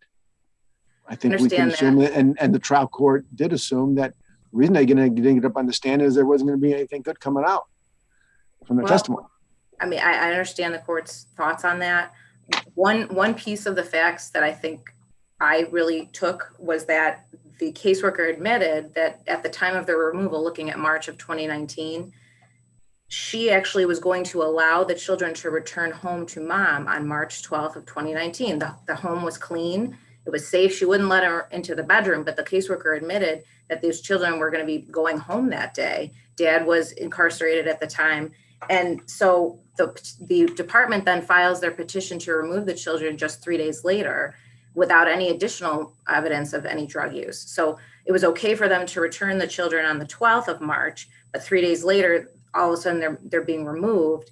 And my position is that that was based on the statements of my client. My client was only 5, and the day that the caseworker visits the home of the mother and clears her under the safety plan, she goes to the school and speaks to my 5-year-old client. And based on those additional statements that he made, my argument is that that's why the department filed that removal. And some of my client's statements were corroborated, arguably, but some of them weren't. Regarding the corporal punishment, regarding this person coming into the house and stealing food, there was no further corroboration of that. We have a photograph of my client's back, but he indicated it was from a sledding accident. That case was closed over a year prior. And then he ended up saying that a family member did this to him, wouldn't specify who, when. So, I mean, if the department was in the position that they were ready to return these children, despite mom's use, in March of 2019, and then 3 days later, they changed their position just on the arguments of excessive corporal punishment and the not having food in the house, then, I don't see the connection there as far as the duration and frequency of use. If they were truly in imminent danger, they wouldn't have made the call to return them just 3 days before they filed their petition. And obviously my position is that the inadequate food and shelter and the excessive corporal punishment arguments are just not substantiated by a preponderance of the evidence, not against these parents. So if there's. Thank you, counsel. Thank you.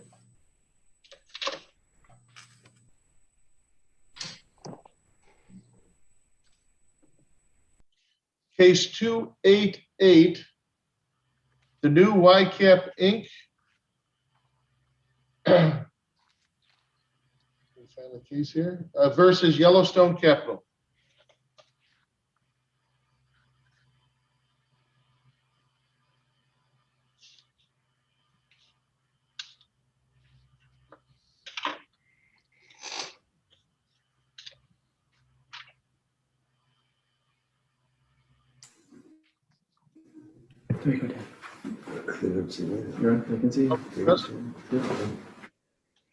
Counsel, proceed.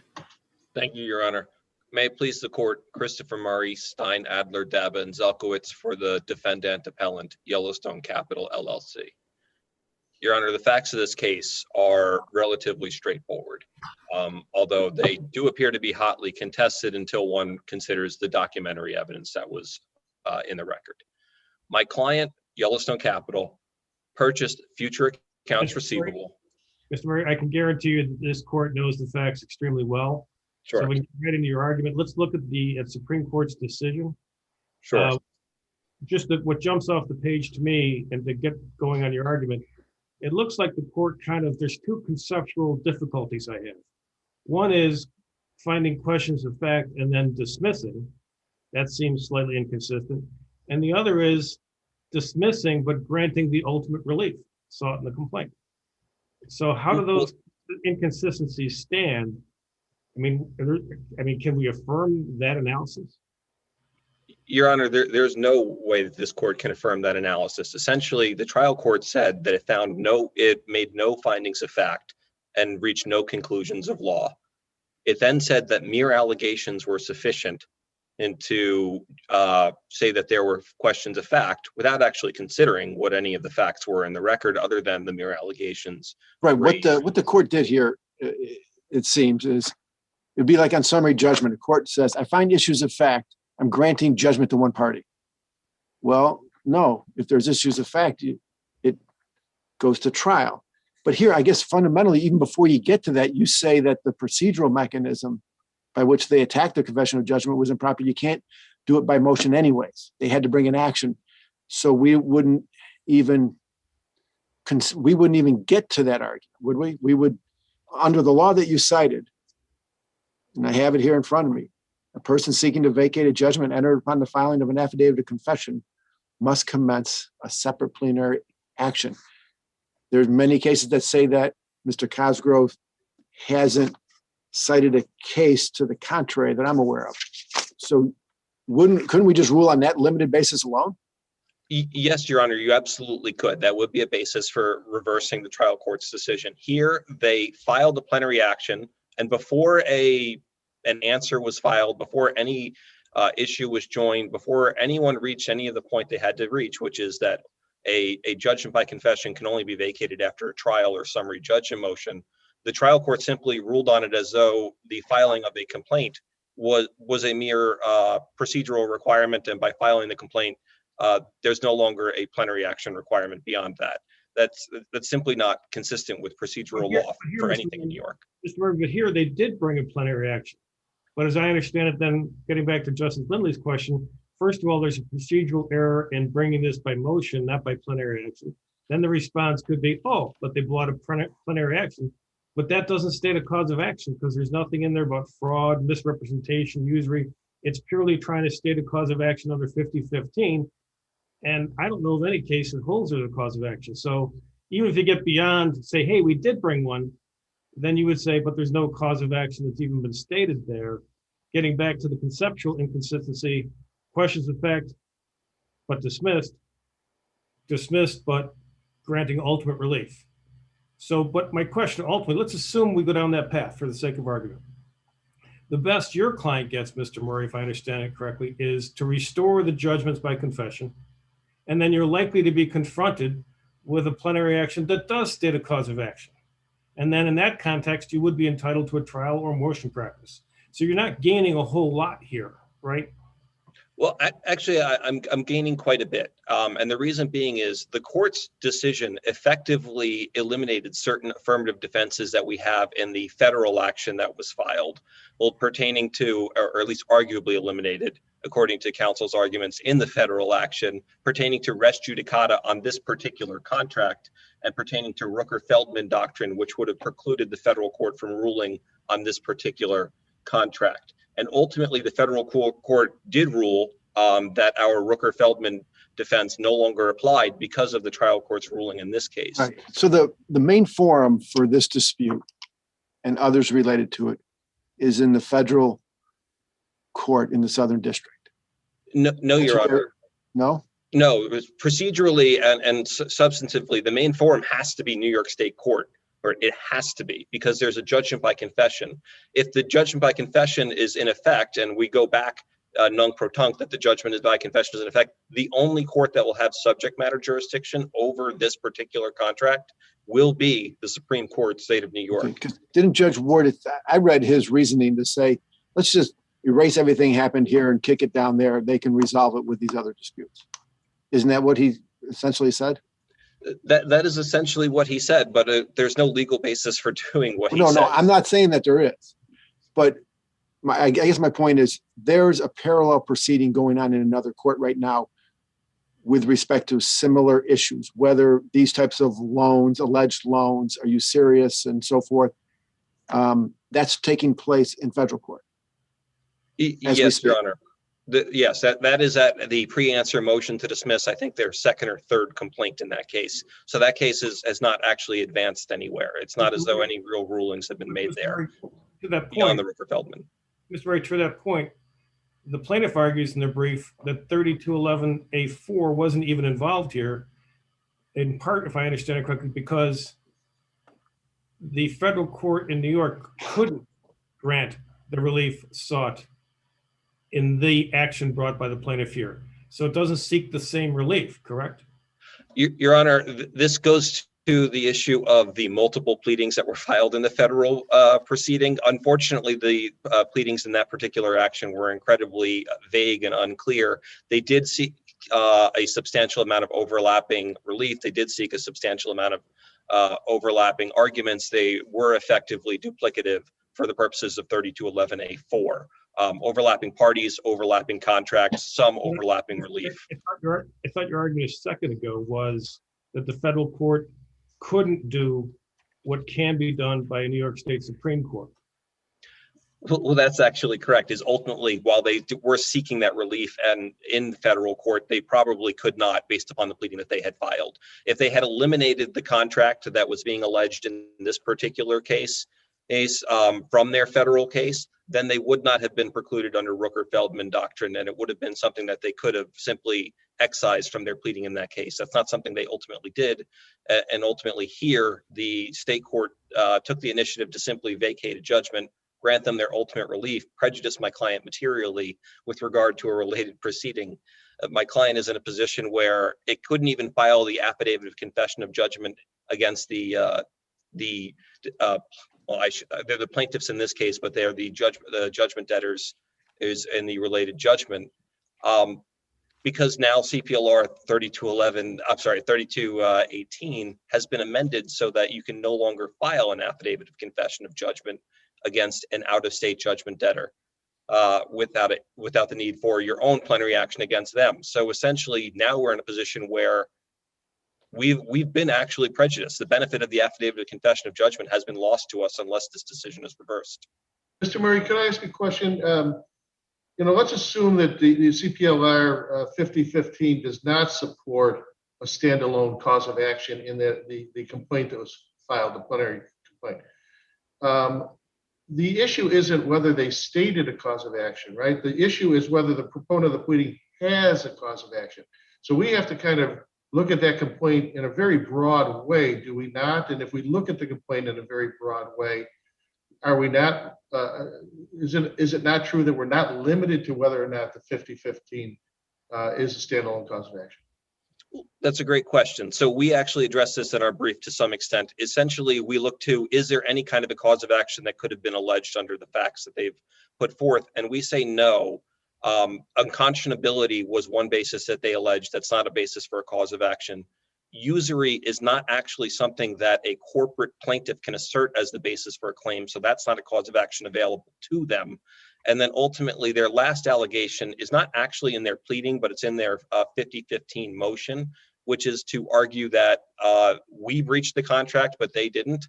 That is actually refuted by documentary evidence. Essentially, their argument is that they were performing under the contract, and it goes, if you go month by month, where they are required to pay a percentage of receivables.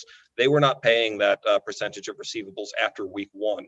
So they went months of non-performing before this default was declared and judgment was entered against them. Mr. Murray, if they had just brought a plenary action that alleged anything close to fraud, fraudulent inducement, misrepresentation, they might be in the game. But your argument is that's not in their complaint.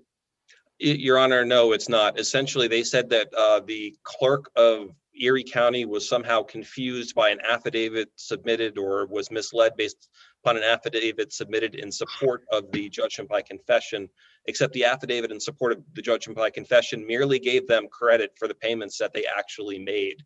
So that itself is not a fraud argument. And also the clerk doesn't review the affidavit in support of the judgment beyond the existence of giving them credit. The clerk is limited in its review for the affidavit of confession of judgment. Does it conform with 3218, which everyone agrees that in this case it did. It was a perfectly valid affidavit of confession of judgment.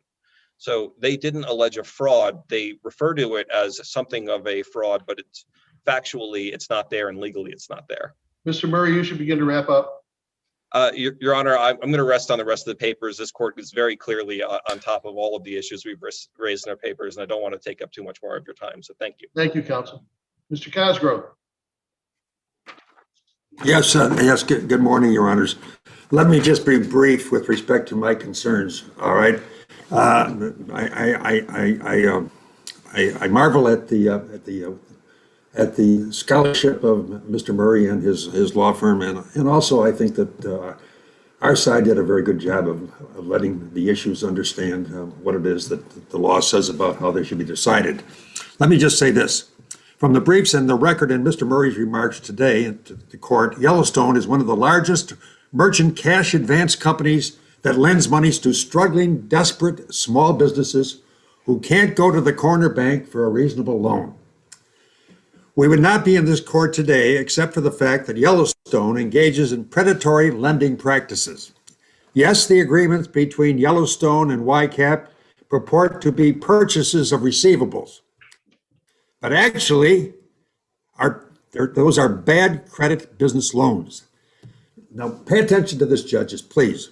The record reflects that these loans, by reason of these loans, NYAppDiv4 received $380,000 and paid back $559,000. Judge Ward spent a great deal of time in his consideration of all of the precedents that attend both sides of these issues. And I urge this court that since both parties are litigating the same issues before the federal court in the Southern District of New York, judicial economy and the interest of justice be decided by this court. And I might add, in closing, that the New Jersey Attorney General of the state of New Jersey on December 3rd, 2020, filed an action to enjoin Yellowstone from enforcing the same sort of agreements because they were criminal usurious loans. Thank you, gentlemen. Thank you, counsel.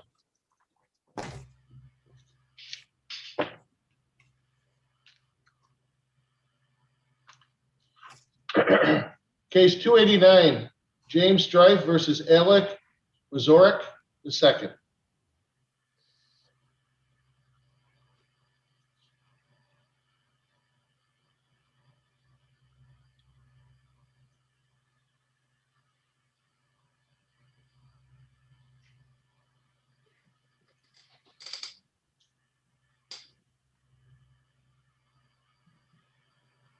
Welcome, counsel. Please proceed. Good morning. May it please the court. My name is Justin Huffman, and I represent the appellant James Strife. I believe we covered covered all of the main issues in our briefs, but I just wanted to cover the fact that it's what it appears the difference between the parties' opinions here is that we seem to disagree when it comes to the standard on which the agreement itself should be reviewed. Can I ask you a question here? Yes. If we affirm the lower court here, you still have an action against Christine Bernard. Is that not correct? The complaint has not been dismissed as to her. She was not a moving party here. So you still have relief available to you. You agree with that? I don't know about that because the complaint was dismissed in total before Ms. Bernard was even joined as a party. Well, I don't know about that. I mean, you served the amended complaint naming her. Record's unclear if she was ever served or not, but she did not move. She did not seek any relief here. Right. The matter was dismissed before she was served. Well, has she ever been served? No, because the complaint was dismissed. Okay. Counsel, let me ask you this question. We have the original complaint, and then we have the supplemental amended complaint, right? Correct. First question is, which is the operative pleading here? Is it the original complaint or is it the amended complaint? Well, I believe it should be the amended complaint. All right. If it's the amended complaint, did the court grant leave to amend? I do not believe. Was there a motion for a right to file an amended complaint? I don't believe a motion was needed at the time because I believe there was no answer filed. You could do it as of right, I believe, at that juncture. Is that what you're saying? I believe so, yes, Your Honor. Tell me, the amended complaint, did it change anything as to the executor? The allegations as to the executor were the same in both complaints. The only thing the amended complaint did was added a party. Is that correct? Yes, Judge, because the main issue was that after filing the original complaint, we did some additional research into the Ms. Jules' estate and found out that the property was specifically devised under the will, and as a result was Mr. Wixerek did not even have the authority to take the actions they took here. That's the thing that I find interesting here. You cite the EPTL section 11-1.1, and you state on pages 6 and 7 of your brief that as a result of that, the executor had no authority, could not reject a rent payment. And of course, if they can't reject one, then they wouldn't have authority to accept one either. Is that correct? So correct. What could the under that EPTL section in the cases that have been decided thereunder, what could the executor do? Nothing. Is that quite what you're arguing? More or less. I mean, I believe that all the executor was allowed to do was sign a document to the extent necessary, transferring the property. Well, then how can the executor be held liable in this lawsuit? If you have a cause of action against anyone, wouldn't it be against the owner of the property? Well, in this case, Judge, I believe the executor, Mr. Wixerek, was the one who was taking these actions, representing that he was acting on behalf of the estate when he didn't have the authority to do so. Okay. Well, if he has no authority, then if you're suing him for specific performance, what do you want him to perform? If he has no authority to convey a deed. Well, that's essentially, that's why we filed the amended complaint attempting to bring in Ms. Bernard, because she's the one who properly had the authority. That's your true target then. Is that not correct, Ms. Bernard? Correct. Okay. So is there anything to prevent you from pursuing your case against her? Well, we may have to procedurally look at that, since my concern here is that the complaint was dismissed in total, and I believe it was dismissed with prejudice. So we may have issues with that from a procedural standpoint. Any further, counsel? The only thing I'd like to add is I believe that the main difference between the parties is that the defendant wants to look at the agreement on a strict construction basis, while I believe we've cited cases in our brief that show that the surrounding facts and circumstances need to be reviewed, which I discuss in detail in our brief. And I believe the facts and circumstances show that this was intended to be more of a purchase contract than a lease.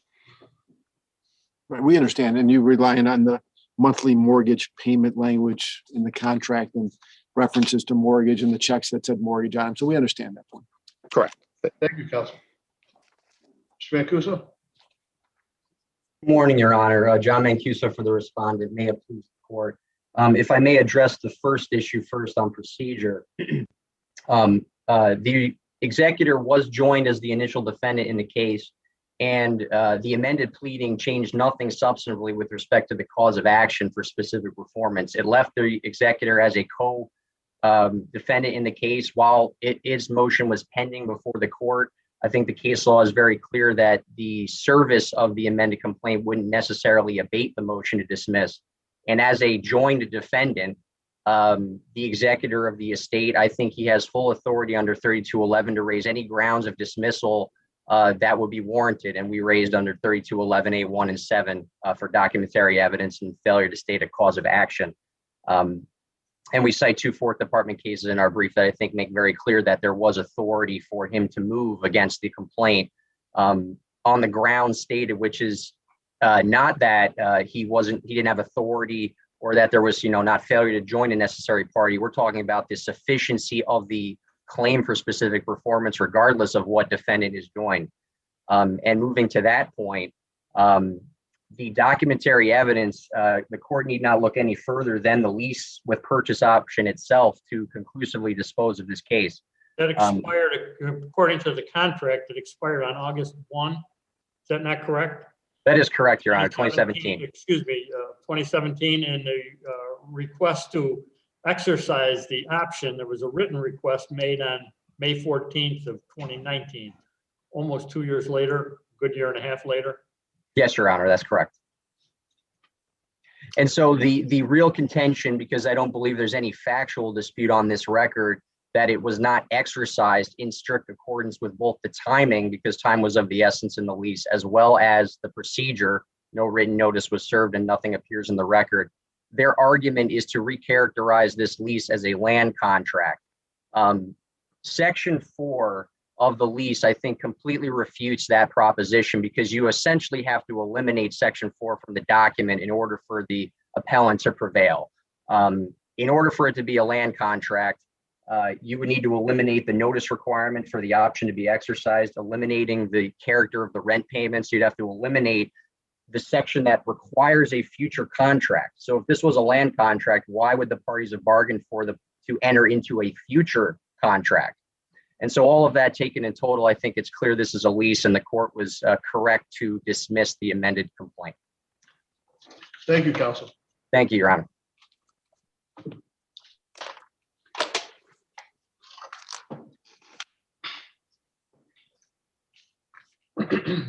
Case 290, the matter of the state of New York versus Stephen A.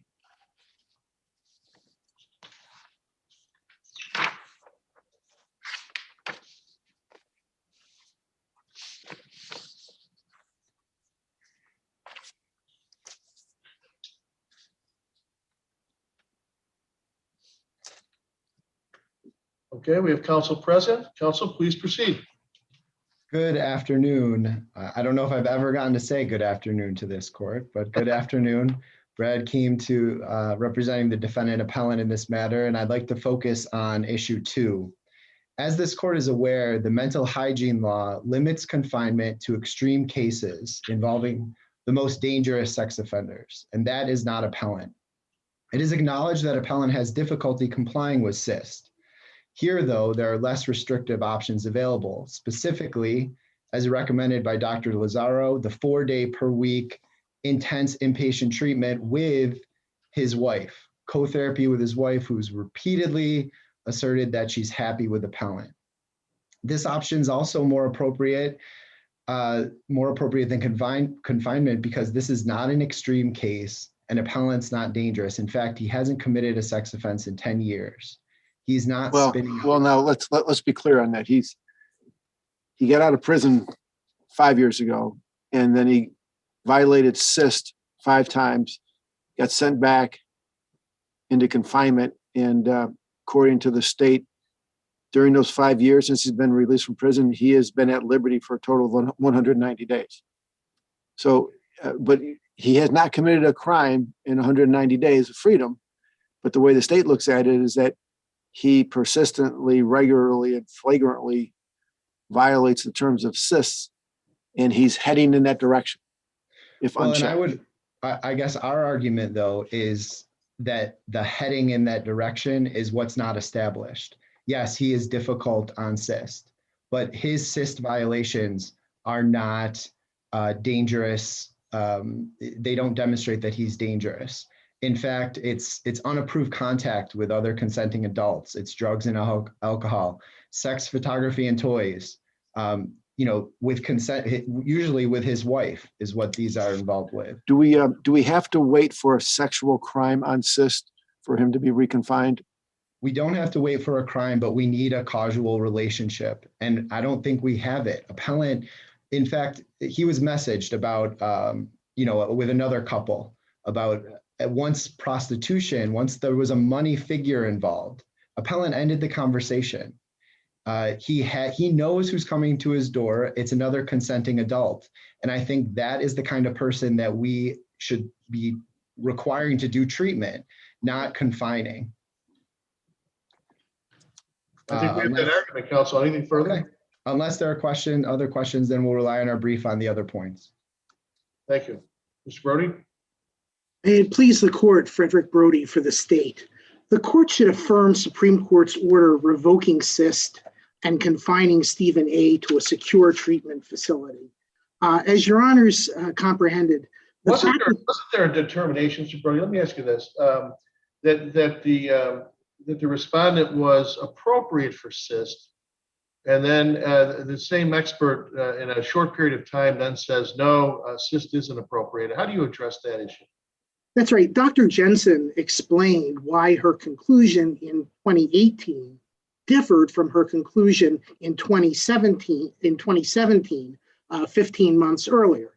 In 2017, Stephen A. had just completed inpatient treatment for drug and alcohol abuse. Dr. Jensen therefore thought Stephen A. could be successful on SIST if he were given another chance.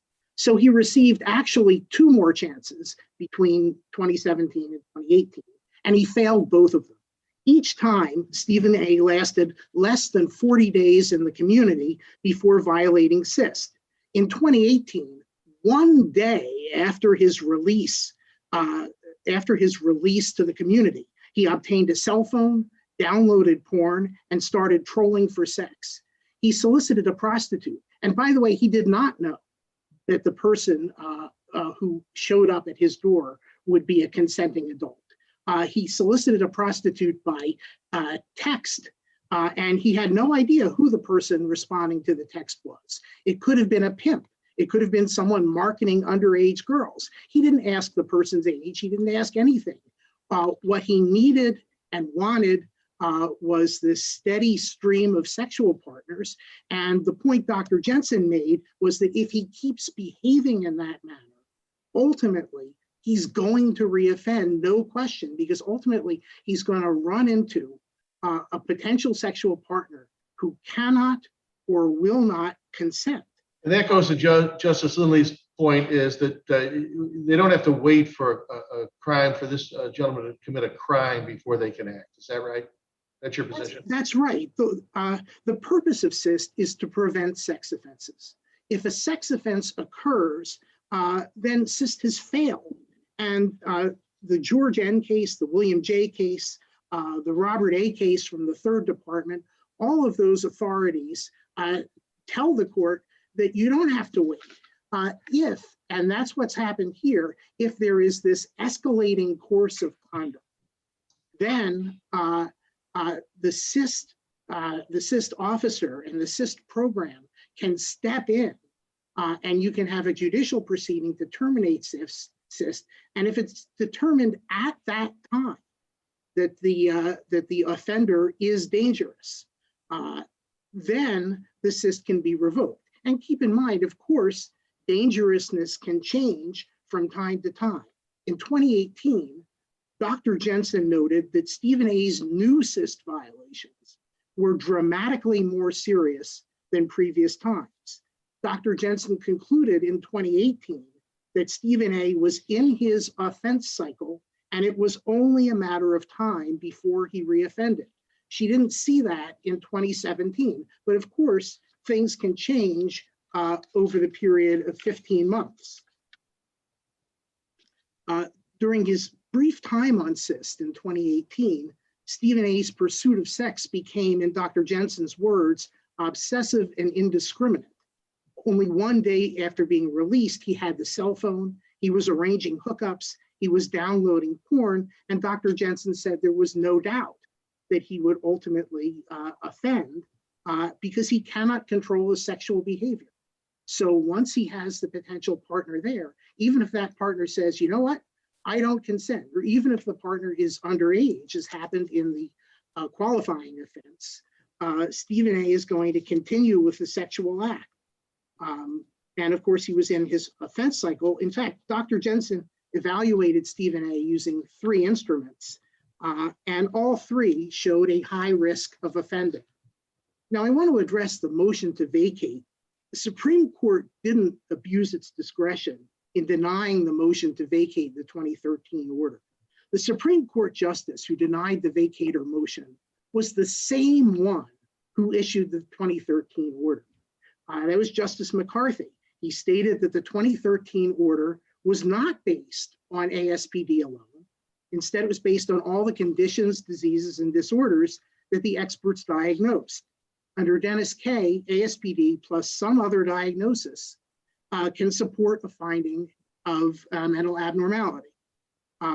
Here, the other diagnoses included paraphilia NOS with distinct elements of hypersexuality, voyeurism, and sexual sadism, as well as sexual preoccupation. And Article 10, contrary to appellant's contention, does not require a separate verdict on each element or each disorder. Neither 10.07D nor 10.11D, which are the 2 relevant sections, contain such a requirement. Supreme Court and there was no appeal of that underlying order from 5 years ago. There was no appeal of that. Am I correct? I mean, he didn't raise any of these things. He didn't file an appeal on that. Now, 5 years later, he's essentially trying to backdoor an appeal with a motion. That's right. But it's a motion addressed to the discretion of the court. And my point is, you've got the same court, you've got the same person. Well, counsel, even if we wanted to review it, I believe there were 3 experts that testified in the first trial. And the record here, I think, only contains testimony from one of the experts. So we couldn't review it anyway. That's right. Now, appellant in his reply brief says, well, that just shows counsel was ineffective. And that brings me to the ineffective assistance point. First of all, as limited by his reply brief, the claim of ineffective assistance is based solely on counsel's failure to request a Fry hearing on paraphilia NOS in the motion to vacate. So we're no longer talking about 2013. We're just talking about the motion to vacate in 2018. But the motion to vacate was not required. It was extra. All counsel had to do to be effective was to defend against the SIST revocation. The fact that counsel went on and did something extra and move to vacate this 2013 order in the discretion of the court, just because they didn't do it as comprehensively as appellate counsel would like, does not mean that they were ineffective. They were effective. So I think we have that point. Okay. All right. So You should begin to wrap up. I will wrap up and rest on the briefs. Thank you very much. Thank you, counsel. Thank you, Your Honor. Case 291, Pratico versus City of Rochester.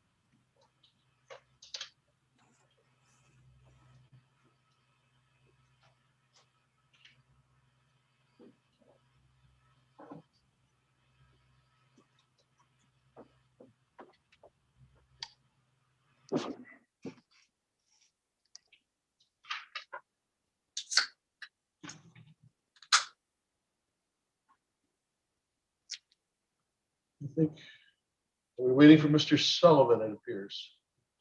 Yes, Your Honor. Okay.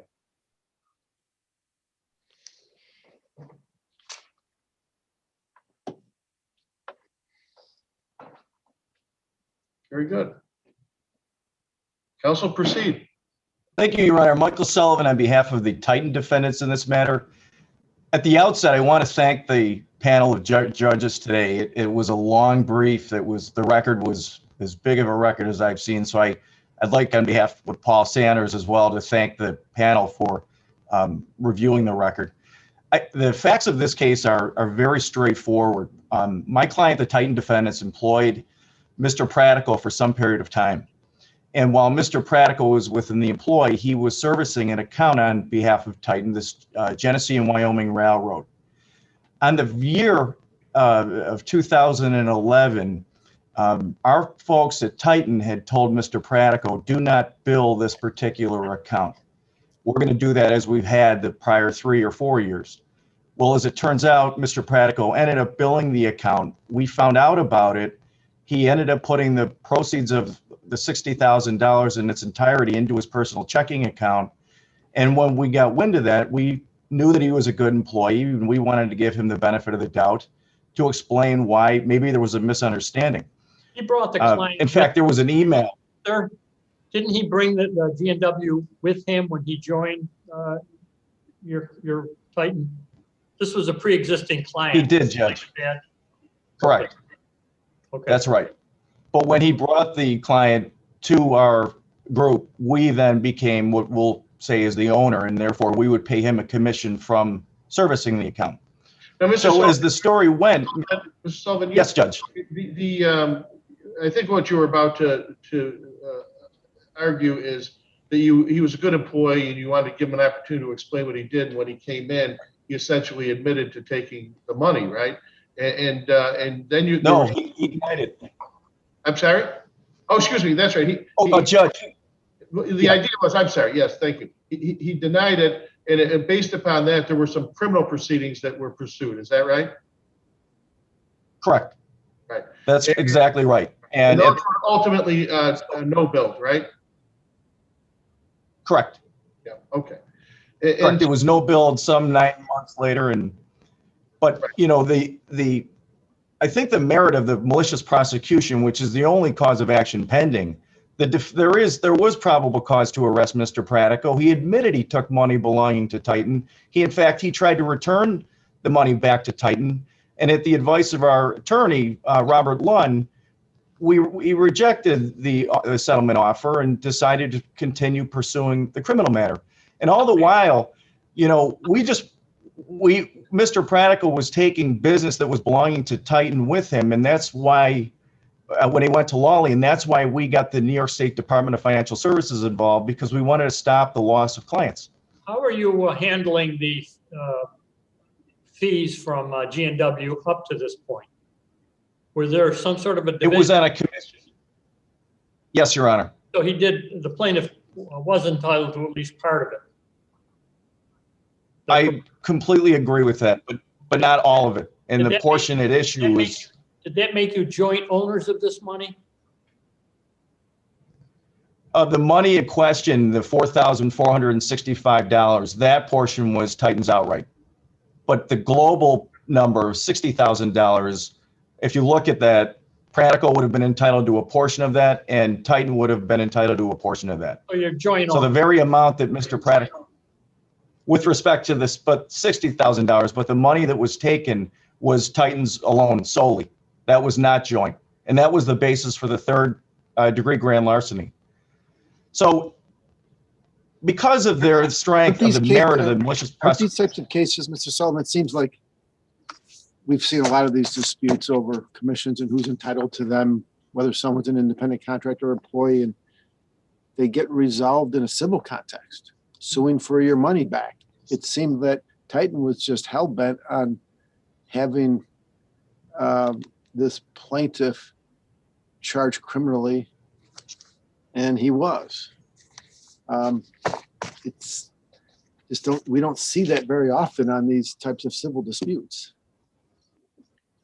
There's one layer of what's at dispute, and that's the $4,000 or $5,000 which belonged to Titan that Mr. Pratico took. But what the bigger picture is he took about 65 clients that belonged to Titan when he went over to Lawley the day after he was terminated at Titan. So the bigger picture was we're losing 20% of our business, and now it's a big case. It's not just about $4,000. This is Mr. Sullivan, Mr. Sullivan, isn't that, you have to look at that through the civil claim, right? To the extent that you feel that that was inappropriate, you looked at whether or not there's a non-compete, you look whether or not he's breached his fiduciary responsibility to the company, whether he had one. Those are all civil issues that have to be resolved, not criminal, right? I would agree with that, but in this case, it was the fact that there was money stolen that Mr. Pratico denied taking that was owing to Titan. And in a civil context, he would just deny that he ever owned it. In a criminal context, which he did in this case, he admits to the Rochester police that he took money and that he wasn't authorized to. Is it so? In essence, it was really the criminal. If he was not an employee of Titan, but instead a contractor, independent contractor, 1099 forms for taxes, is that theft then? If in fact that may have been the case, which it was not in this case, I don't believe that reaches the ground of theft. But in this case, he was a contracted employee. He was an at-will employee of Titan. He had absolutely no independent contractor. Was there a written? There was a memorialization letter that was sent to Mr. Pratico when he was hired, identifying him as an at-will employee. He also signed the employee handbook, which defines what an at-will employee is and what an independent contractor is. He received paid vacations. He received fringe benefits, medical, all of which are not available to a independent contractor. And there was no carve-out provision for this G&W to allow him to just act as an independent contractor for that one and only account. And for all the other hundreds of accounts, he's an at-will employee. It's just so convenient that he claims he's an independent contractor with this particular account. So when you look at it in that context, Titan was owed money they never got, and Mr. Pratico denied it. And then he admits to police that he had the money and he's trying to return it back. And at the advice of our counsel, we can't accept it. And then this big debate began to unfold about Titan's inability to comply with, an alleged discovery order from Judge Odorizzi. And I think as you go through the argument within our brief, which is long, but it very much speaks to the point.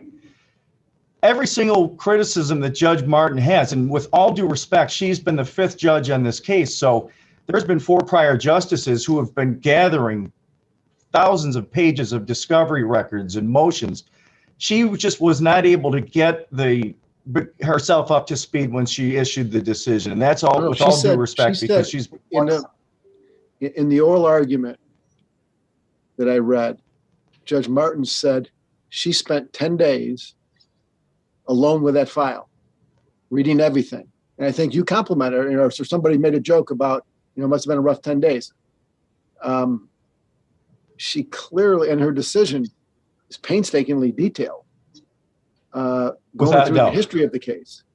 So it seems tough to conclude, like you seem to be suggesting, that she wasn't sufficiently familiar with the background of the case because she wasn't on it. Correct. That's right. If we start with the original G&W file, which was the first criticism the judge had of the Titan defendants, one of the things the judge says is that Mr. Pratico couldn't have taken the file on the date he was terminated. And I don't disagree with her. But what Mr. Pratico testified a year after his termination to the Department of Financial Services, he said he was already orchestrating with G&W to take the file to Lawley without Titan's notice in the 45 days before his termination. So yeah, it is true that he didn't take the file on the day he was terminated because he was escorted, but he was doing it all the while. And then Judge Martin says, well, there was no affidavit detailing or outlining the procedures that anybody at Titan had with respect to the retainment of this file. But yet in the papers, Mr. Gorowski goes through in some length detailing exactly what was done, how the box was maintained. It just simply was an oversight. And that was an argument that was previously presented to Judge Odorizzi. That's just one example. And through our brief, you know, Titan really is showing how there has been full and complete compliance with Judge Odorizzi's decision all the way through. Because it just seems that when Judge Martin makes a criticism, it somehow seems that she missed something in the record which was there to be seen. And again, Mr. Sullivan, to your point, Judge. You'd agree that in 2012, Titan was on notice that it needed to preserve, you know, the electronic documentation, right? And so I think yes, that's pretty clear in the record. As I'm reading this record, it seems pretty clear that no data was ever produced from the plaintiff's email account in response to the demands. And doesn't that kind of indicate a strong showing that his account was deleted by Titan? No, the email account was never elected to be searched in the first place. It just was not one of the 15 that were elected to be searched. Plaintiff's the one who determined the email accounts to be searched. It wasn't the Titan. And we just made our servers available for the search, which also included 58 search terms, all of which had, so I can't speak to why plaintiff's counsel didn't elect to have Mr. Pratico's name as one of the email accounts to be searched, but to then say that it must have been. You're saying they never requested his emails be searched. You're saying that was just never even a request. Correct. Okay, I'll have to review the record on that. Thank you. Yes. But what was produced and bringing this thing to a head, all of it spoke to the fact that he was not an independent contractor, that he was not to bill this account, that he was not to take the monies. Everything that's been produced, it was through, we had no control over what the end product was in this matter. We just gave what we were ordered to do, and that's what we did. And my client Titan defendants want their justice to be served in this matter because it's gone on way too long. There's been full compliance with Judge Odorizzi's order. There is no basis for a malicious prosecution. Mr. Sullivan, can you hear me okay? Yes, yes, Judge. Is it your position in this case that there was no spoliation of evidence by your client whatsoever, or that whatever spoliation occurred was not so prejudicial as to result in the striking of your pleading? I'm saying my position is there was no spoliation whatsoever. Everything that was commanded and demanded was produced. In fact, the e-forensic discovery produced no less than 1.2 million pages of records based upon search terms and emails that we were court ordered to search. That's just the end product of it. Mr. Sullivan, you don't equate the recycling of certain employees' emails to spoliation? Absolutely not. Those email accounts had absolutely nothing to do with Mr. Pratico. The fact that they were selected. That may have an impact on the remedy. That is, you might say that it's not relevant. And if you look at the PJI on 1:77 on spoliation, it goes to different gradations. But that doesn't mean that there wasn't spoliation. Certainly those email accounts were destroyed, correct? They were recycled in 2012 when our Titan was acquired by U.S. Retirement. Prior to that time, there was no notice to preserve any of those 10 emails, Judge. So in that regard and in that framework, they had nothing to do with Mr. Pratico, none of which was destroyed. I'm happy to answer any questions. Is the word recycle, is that just a euphemism for deleted or destroyed? They're no longer in existence. In other words, if you parallel that to being deleted or destroyed, they're just recycled. They're no longer employees of ours, and therefore there was no need to keep the emails around. Okay. Thank you. Thank you, Mr. Sullivan. Good afternoon, Your Honors. Can you hear me? Yes. My name is Paul Sanders for the respondent plaintiff Fausto Pratico. I want to address some of the issues that were raised during that Mr. Sullivan's argument. First, I think Mr. Sullivan just acknowledged that there was, as to the merits, that there was malice in this criminal prosecution. He said very clearly the reason why they got the DFS, Department of Financial Services, involved was because they were losing their clients. He was taking his clients. That has nothing to do with the true reason why you should pursue criminal prosecution, which is achieve the ends of justice.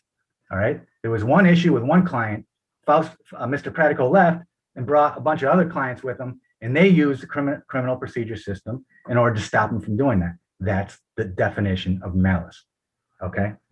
Number two, there's no question here that Titan had no legal entitlement to that $60,000 payment. Okay, there was no contract. It ended. They had no contractual entitlement. And under insurance law 2119, which the Titan defendants admit applies, they were statutorily prohibited from taking that money. All right. And if they had taken that money, they would have been subject to criminal and civil penalties. So they cannot be a victim of larceny as a matter of law when they can't have the money without being subject to criminal penalties. Okay, that's all undisputed. They lied to law enforcement because they told law enforcement there was a contract that entitled them to that money. There wasn't. They lied to law enforcement because they omitted the key fact that they were statutorily prohibited from taking that money. And they also admit that it was a shared property. So it was a legal impossibility to have a larceny here. All right. They admit that Mr. Pratico was entitled to 93% of that $60,000, and they were entitled to $7,000. I mean, if that's not a civil dispute, I've never heard one in my life. So again, in the merits, I don't think there's any dispute. There's undisputed facts that warrant summary judgment, even without the discovery issues, on every element. Okay, they initiated it by lying. It was resolved in plaintiff's defense with a no bill. There was malice. They used it to stop plaintiff from taking his clients elsewhere right before a transaction in 2012. And there was no probable cause because they were not entitled to that money. They were statutorily prohibited from that. Okay, and so as to the discovery issues, they did destroy plaintiff's email account because they admitted in the compliance affirmation in response to the May. It also says you never asked for them. Oh, we asked for him. I mean, we didn't put plaintiff himself on the, okay, there's a lot of stuff that was required, okay? There was discovery demands initially, and then those weren't complied with, so there was motion practice, then there was an order that came out. And the order said they had to do this search, all right? And they had to do the search in a number of areas, okay? They had to do a search of the business records, computer networks, C drives, computers, hard drives, and all electronically stored evidence to obtain all evidence, documentation, and communications. Okay, we added as a bonus, let's say, as an extra, make sure you also look at these 10 employees or 15 employees, okay? When the compliance affirmation came out, they said, we destroyed everybody's custodial email account who didn't continue from Titan to U.S. retirement, which was obviously plaintiff since he was terminated in November of 2011 before the transaction, which happened in 2012, okay? So they destroyed plaintiff's email account. They also, it was judicially determined that they destroyed his hard drive, which he backed up everything he did on that hard drive. So that was destroyed. His email account was destroyed. Was this all done before the demand was made? This was done in 2012. And they never, in one big... Well, the notice, they were put on notice in 2012. In 2012, when did the notice come? What was first? The chicken or the egg here? The notice came first. Plaintiff's counsel at the time sent an email to counsel for Titan as well. And Mike Gorowski, defendant Mike Gorowski, was actually on that email. Said you have to preserve all electronic evidence. And they destroyed plaintiffs. They destroyed his custodial email account. All right. And I just want to make it clear here, there seems to be some either misunderstanding by the Titan defendants or some miscommunication here, because when the order issued, the May of 2018 order of Judge Odorisi, after that issue and before the motion practice, they disclosed nothing. The only thing they disclosed was a banker box of the what was left of the G&W file, the Genesee, Wyoming file, which was already disclosed electronically. They just had to give us the actual box to look at the hard document. They disclosed nothing. All right. They issued a compliance affirmation, which was deficient because it wasn't signed by any of the parties. And they gave us this document dump on a hard drive, which is described in detail in the papers. And they clawed that back twice and never redisclosed it. So we literally got nothing, like zero, not a single document, other than, like I said, the banker's box, which had already been disclosed electronically, but we got to look at it. Nothing Mr. Sanders, before the motion was filed. Mr. Sanders, ultimately, the issue on the discovery point here that we have to look at is whether the motion court, in this instance, abused its discretion despite having exercised apparently 10 days of looking at this detailed and comprehensive record. So the standard of review here is abuse of discretion, correct? That's correct. The sanction by a trial court is not to be disturbed unless there's I think it's even stronger than that, a clear abuse of discretion. And I think Judge Martin, she knew the case better than any other prior judge that had this. There's no question about it. She had many, many conferences with us. She has a conference with us every month still. And she had a very detailed decision that goes through all the items that were not disclosed. I mean, we never got the e-discovery. We never got the full G&W file. We never got the independent categories that were ordered to be disclosed. Nothing. There are about 7 independent categories that were not. Mr. Sanders, you should begin to wrap up, sir. Okay. Just one thing I want to make clear is that when the Titan defendants say they did give documents, they're talking about documents that they might have provided prior to the motion practice that were judicially determined to be insufficient.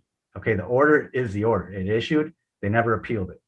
So unless you have any other questions, I'll rest on my brief. Thank you, counsel. Thank you.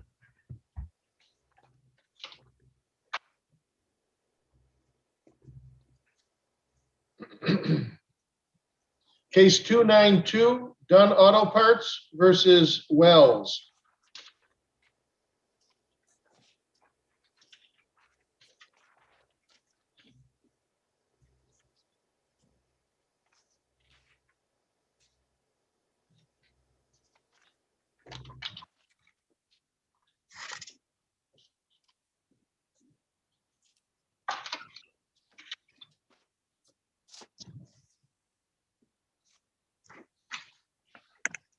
Welcome, counsel. Good afternoon, Your Honors. Please proceed. Your Honor, to please the court, my name is David Ely. I'm associated with the firm of Trevette Christo. I'm attorney for appellant William Wells in this matter. This is an appeal from the dismissal of appellant's third counterclaim seeking reimbursement of real estate taxes that he paid, that he maintains it was respondent's obligation to pay under the terms of a contract for sale of real property. Mr. Ely? Yes, Mr. sir. Ely, Yes, let me Your Honor. right out in front. So if I understand this record correctly, both sides essentially admit they've breached the contract in some way, right? Well, I suppose that's true, Your Honor. We're saying that respondent breached it first and that we just went from there. Certainly your client has taken possession of the property again, and that would be inconsistent with the contract. And where I'm going with this is, are we still on the contract in this case, or are we basically just trying to sort out who gets what back? That is, because your third counterclaim is really premised as though the contract is specifically enforced dating back to the time that it should have been closed. Because if your client didn't own it, then he doesn't have to pay taxes. If he does own it, then he does have to pay taxes. So it seems to me this third counterclaim only survives if he says the contract's still in effect and I don't have to pay the real estate taxes. But if both sides have breached effectively, then the party in breach cannot enforce a contract. We know that. So aren't we now kind of in never, never land, so to speak? That is, both parties are off the contract trying to piece it back together. Who owes what to whom? Well, the reason why we think this is an important issue, Your Honor, not just because of the third counterclaim, but because it certainly plays into whether or not the respondent breached the contract. I mean, that's the whole reason why my client retook possession of the property, is because he was forced to pay this $20,000 in real estate taxes. And if the determination of the court is that that respondent was not obligated to pay those taxes, then respondent certainly has an argument that it did not breach by not paying those taxes. Well, you would say that the plaintiff, if they ever end up with the property, would be on the hook for the real estate taxes. Yes, Your Honor. But your primary position is no, they don't get the property because they breached. So that's correct. And if that's true, then you properly paid the real estate taxes, correct? That is correct. If they breached and we paid it, then we're entitled to the property back. Yes. Okay, so I guess I'll have to wait until I hear from your colleague there. But if we're now off the contract, so to speak, and we're just trying to piece it back together as to who owes what to whom, then you would have no problem with the third counterclaim going away, correct? Because that's basically the contract. Yes, if there is a breach and it's determined that that was a breach, then you're right. Then we would pay the taxes. And although I will say this, Your Honor, the breach occurred prior to the taxes being paid. So I think, Your Honor, we would also have a claim for the taxes because they breached it way back when, and they had possession of the property during the period that the taxes accrued. So I think we would have a claim for a breach and a claim for the taxes. Well, there might be an unjust enrichment in both directions, but you're off the contract in any event. I suppose that is correct, Your Honor. Yes. Okay, thank you. Part of the problem seems to be here, nobody contemplated. Everyone thought that this was going to close within 6 months. So we had the provision that the seller can remain in the premises for 6 months if needed, and will pay the property taxes in lieu of rent. It never seemed to occur to anybody that the property wasn't going to be transferred within that period of time. Because look, it's tough to say that anyone contemplated the seller was going to pay $800 rent plus the property taxes, right? I don't think anyone contemplated that the seller, if remained in there, was going to pay the $800 rent plus the taxes. That was beyond, I think, anyone's comprehension. But again, it appears as though nobody contemplated what happened here, and that's the problem. Would you agree with that? I would say, Your Honor, that's correct. And the fact that the rent was determined based on the assumption that the respondent would be paying the taxes essentially answers the question. I think Your Honor answered the question. Nobody contemplated that my client would be responsible for paying rent and taxes, but that is what the lower court determined. Right. Essentially. As a matter of fact, subsequent tenants were charged just the rent, not the rent and the taxes. Correct. The rent in the same amount. Seems to support your position that the imposition of rent and taxes was not contemplated, and it would have been probably far in excess of the market value. Yes, Your Honor. And the rent amount exceeded the amount of the taxes and the insurance that were accruing on the property. What we have here, Your Honor, is a situation, yes, I would say in the typical real estate context, it is the seller's obligation to pay the taxes up until the time of closing, but that is not the general rule in a situation like we have here with a prepossession agreement, which essentially this is. And in that situation, the common rule is that the buyer in prepossession is responsible to pay the taxes and the insurance. And that's the situation we have here. But Mr. Ely, the sole issue here, I'm sorry, Your Honor, go ahead. No, go ahead, Justice But the sole issue here is whether or not your third cause of action, your counterclaim, survives, correct? That is correct, Your Honor. But the issue, I think, is we do not want collateral estoppel. We do not want issue determination that this was a responsibility of the appellant, because then that affects the issue of whether or not there was a breach. But as I said, I think there is a claim. Both claims should survive because the respondent was in possession during the period that these taxes were accruing, was collecting the rent, and should be responsible for payment of those taxes, whether the contract goes away or not. Anything further, counsel? No, Your Honor. Thank you. Counsel O'Brien? Good afternoon, Your Honor. Sarah O'Brien for the plaintiff respondent, Dunn Auto Parts, Inc. Your Honors seem to have a good grasp on the facts. I have nothing to add in that respect. I think Ms. O'Brien, at least for one of the four of us, you clearly know what my issue is.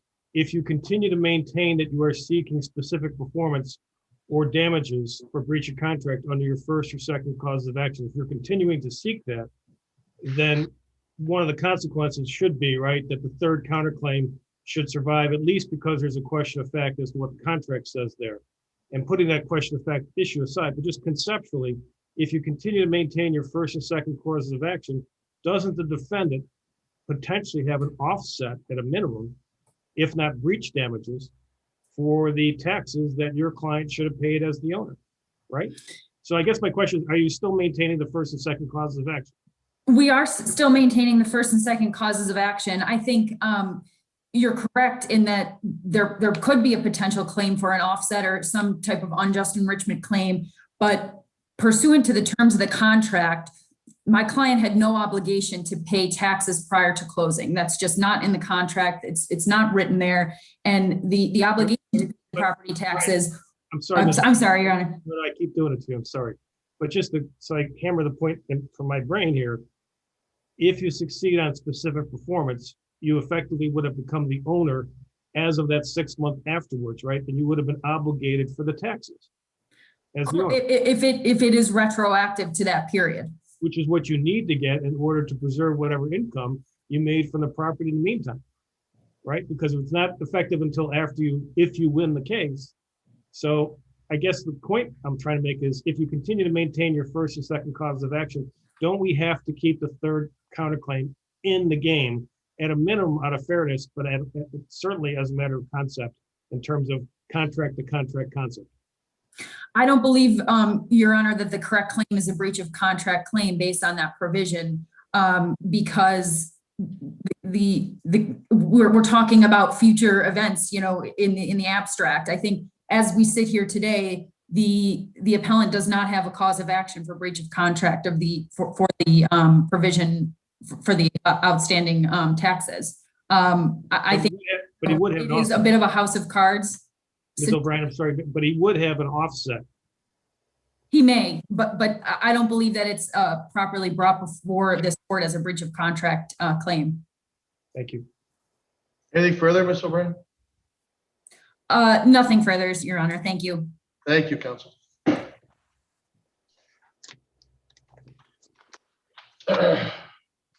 Case 293, matter of the application of Cameron Transport Corp. Versus New York State Department of Health and Office of Medicaid Inspector General.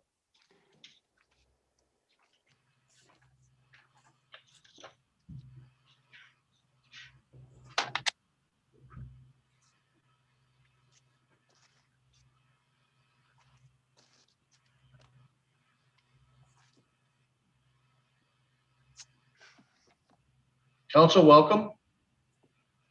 Please proceed. Yes, thank you, Your Honors. May it please the court, Kathleen Treasurer for the Appellant Office of Medicaid Inspector General.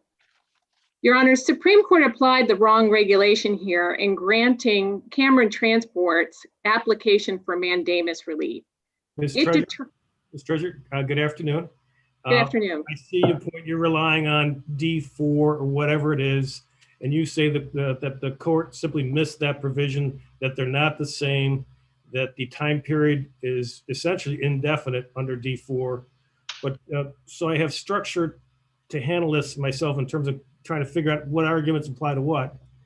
You're basically in your brief, you've outlined basically two separate actions that seem to be contested.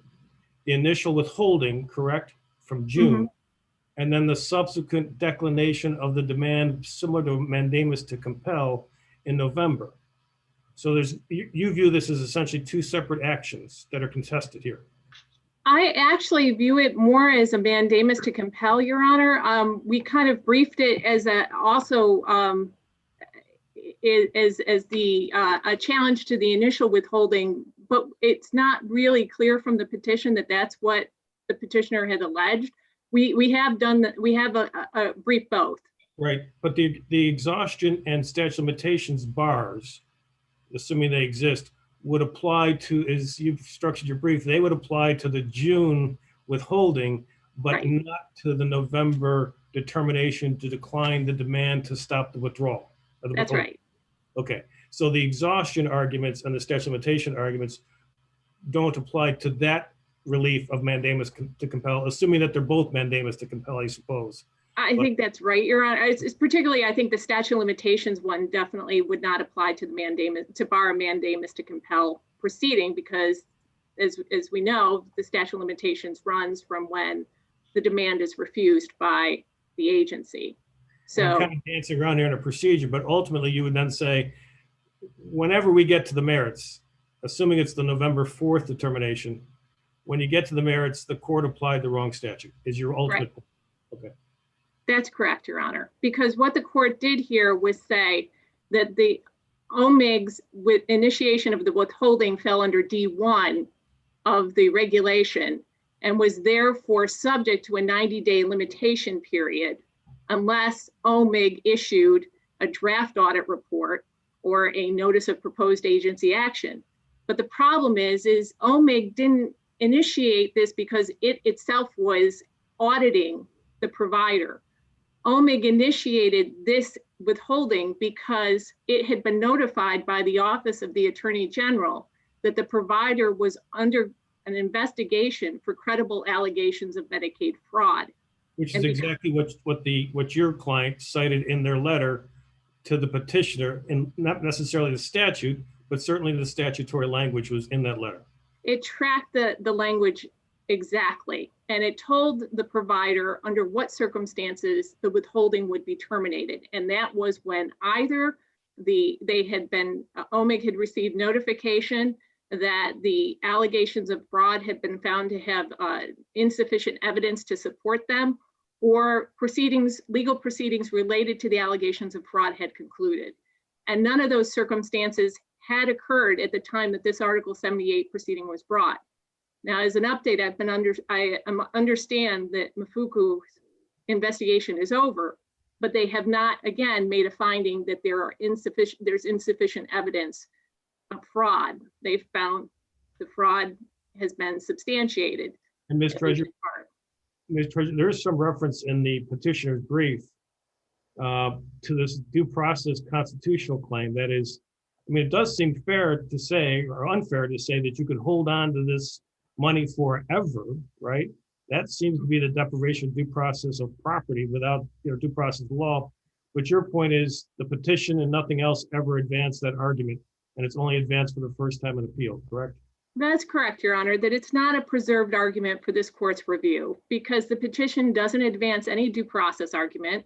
The petitioner below focused solely on convincing the court that there was a 90-day limitation on the withholding and nothing else. But even if this court were to reach the merits of that argument, due process is not violated here because petitioner had an opportunity at the outset of the withholding to challenge the initiation of the withholding with OMIG. We notified them that they had a 30-day period in order to provide arguments as to why the withholding shouldn't be initiated or should be curtailed. They didn't take advantage of that. And then, as we pointed out in our brief, in our reply, they were also notified of the federal regulation that OMIG was relying on. And that federal regulation gives OMIG the discretion to consider evidence presented by the provider at any point in time that the withholding should be either terminated outright or should be limited partially. And again, the petitioner has never taken advantage of that. And what would happen is if the petitioner had, or any party who was subject to a withholding during the course of an investigation, say it does, for whatever reason, continue on for a long period of time, either because the fraud is extensive or because it's a very complicated case of fraud. The provider, when they bring the evidence forward to OMIG to consider whether to terminate the withholding or to curtail it, if there's a denial there, then we have another record for which the provider can bring an Article 78 proceeding and challenge the denial at that point in time of OMIG's decision to not terminate the withholding or to limit it in any way. Counsel, you can begin to wrap up. Yes, Your Honor. I think the court has a very good grasp of what's going on in this case. If there's no further questions, we'll rely on the arguments in our brief. Thank you, counsel. Thank you. Mr. Ruscetti? Yeah, good afternoon. Jim Rossetti for the Cameron Transport. Well, D1 was made specifically for this case. It was a unilateral, without notice, withholding. And then they had 90 days to do something about it. You know, I tried to call them. I did call them. Based on what they told me, I wrote a letter to the Attorney General because they say I had to write a letter to them, but the regulation doesn't say that. It says write a letter within 30 days. I called Jan Mazzarello. She says, I'll get you someone to talk to. There's on page 102, I think, of the record, she contacted the MFCU department. Who should this provider talk to? They gave me Lori Frank, a very nice Attorney General. I've had a number of calls with her. I sent her a nice letter. I met with her all within 30, 40 days. And then nothing. And to this date, 2 years later, nothing. And there's been no business. It's not like it's new business they got to keep up with. We've been shut down since June 19th, 2019. So what's the holdup? That's why D1 is involved.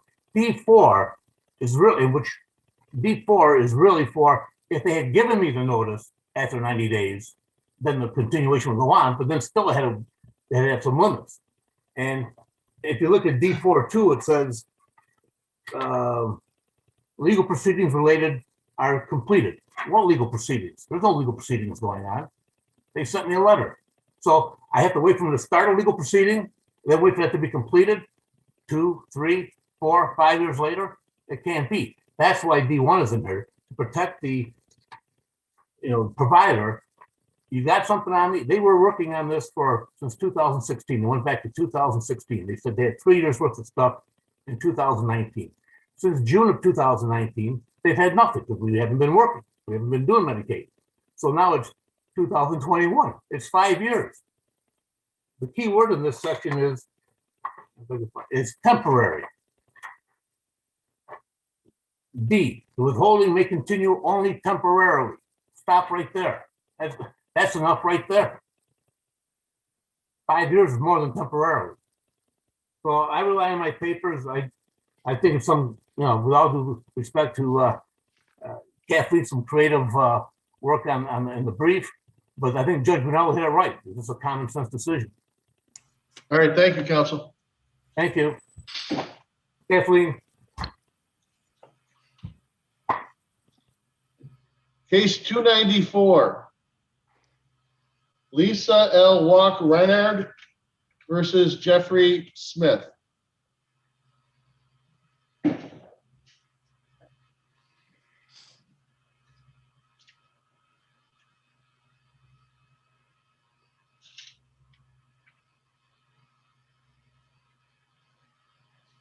So, I believe that you are unopposed in this argument.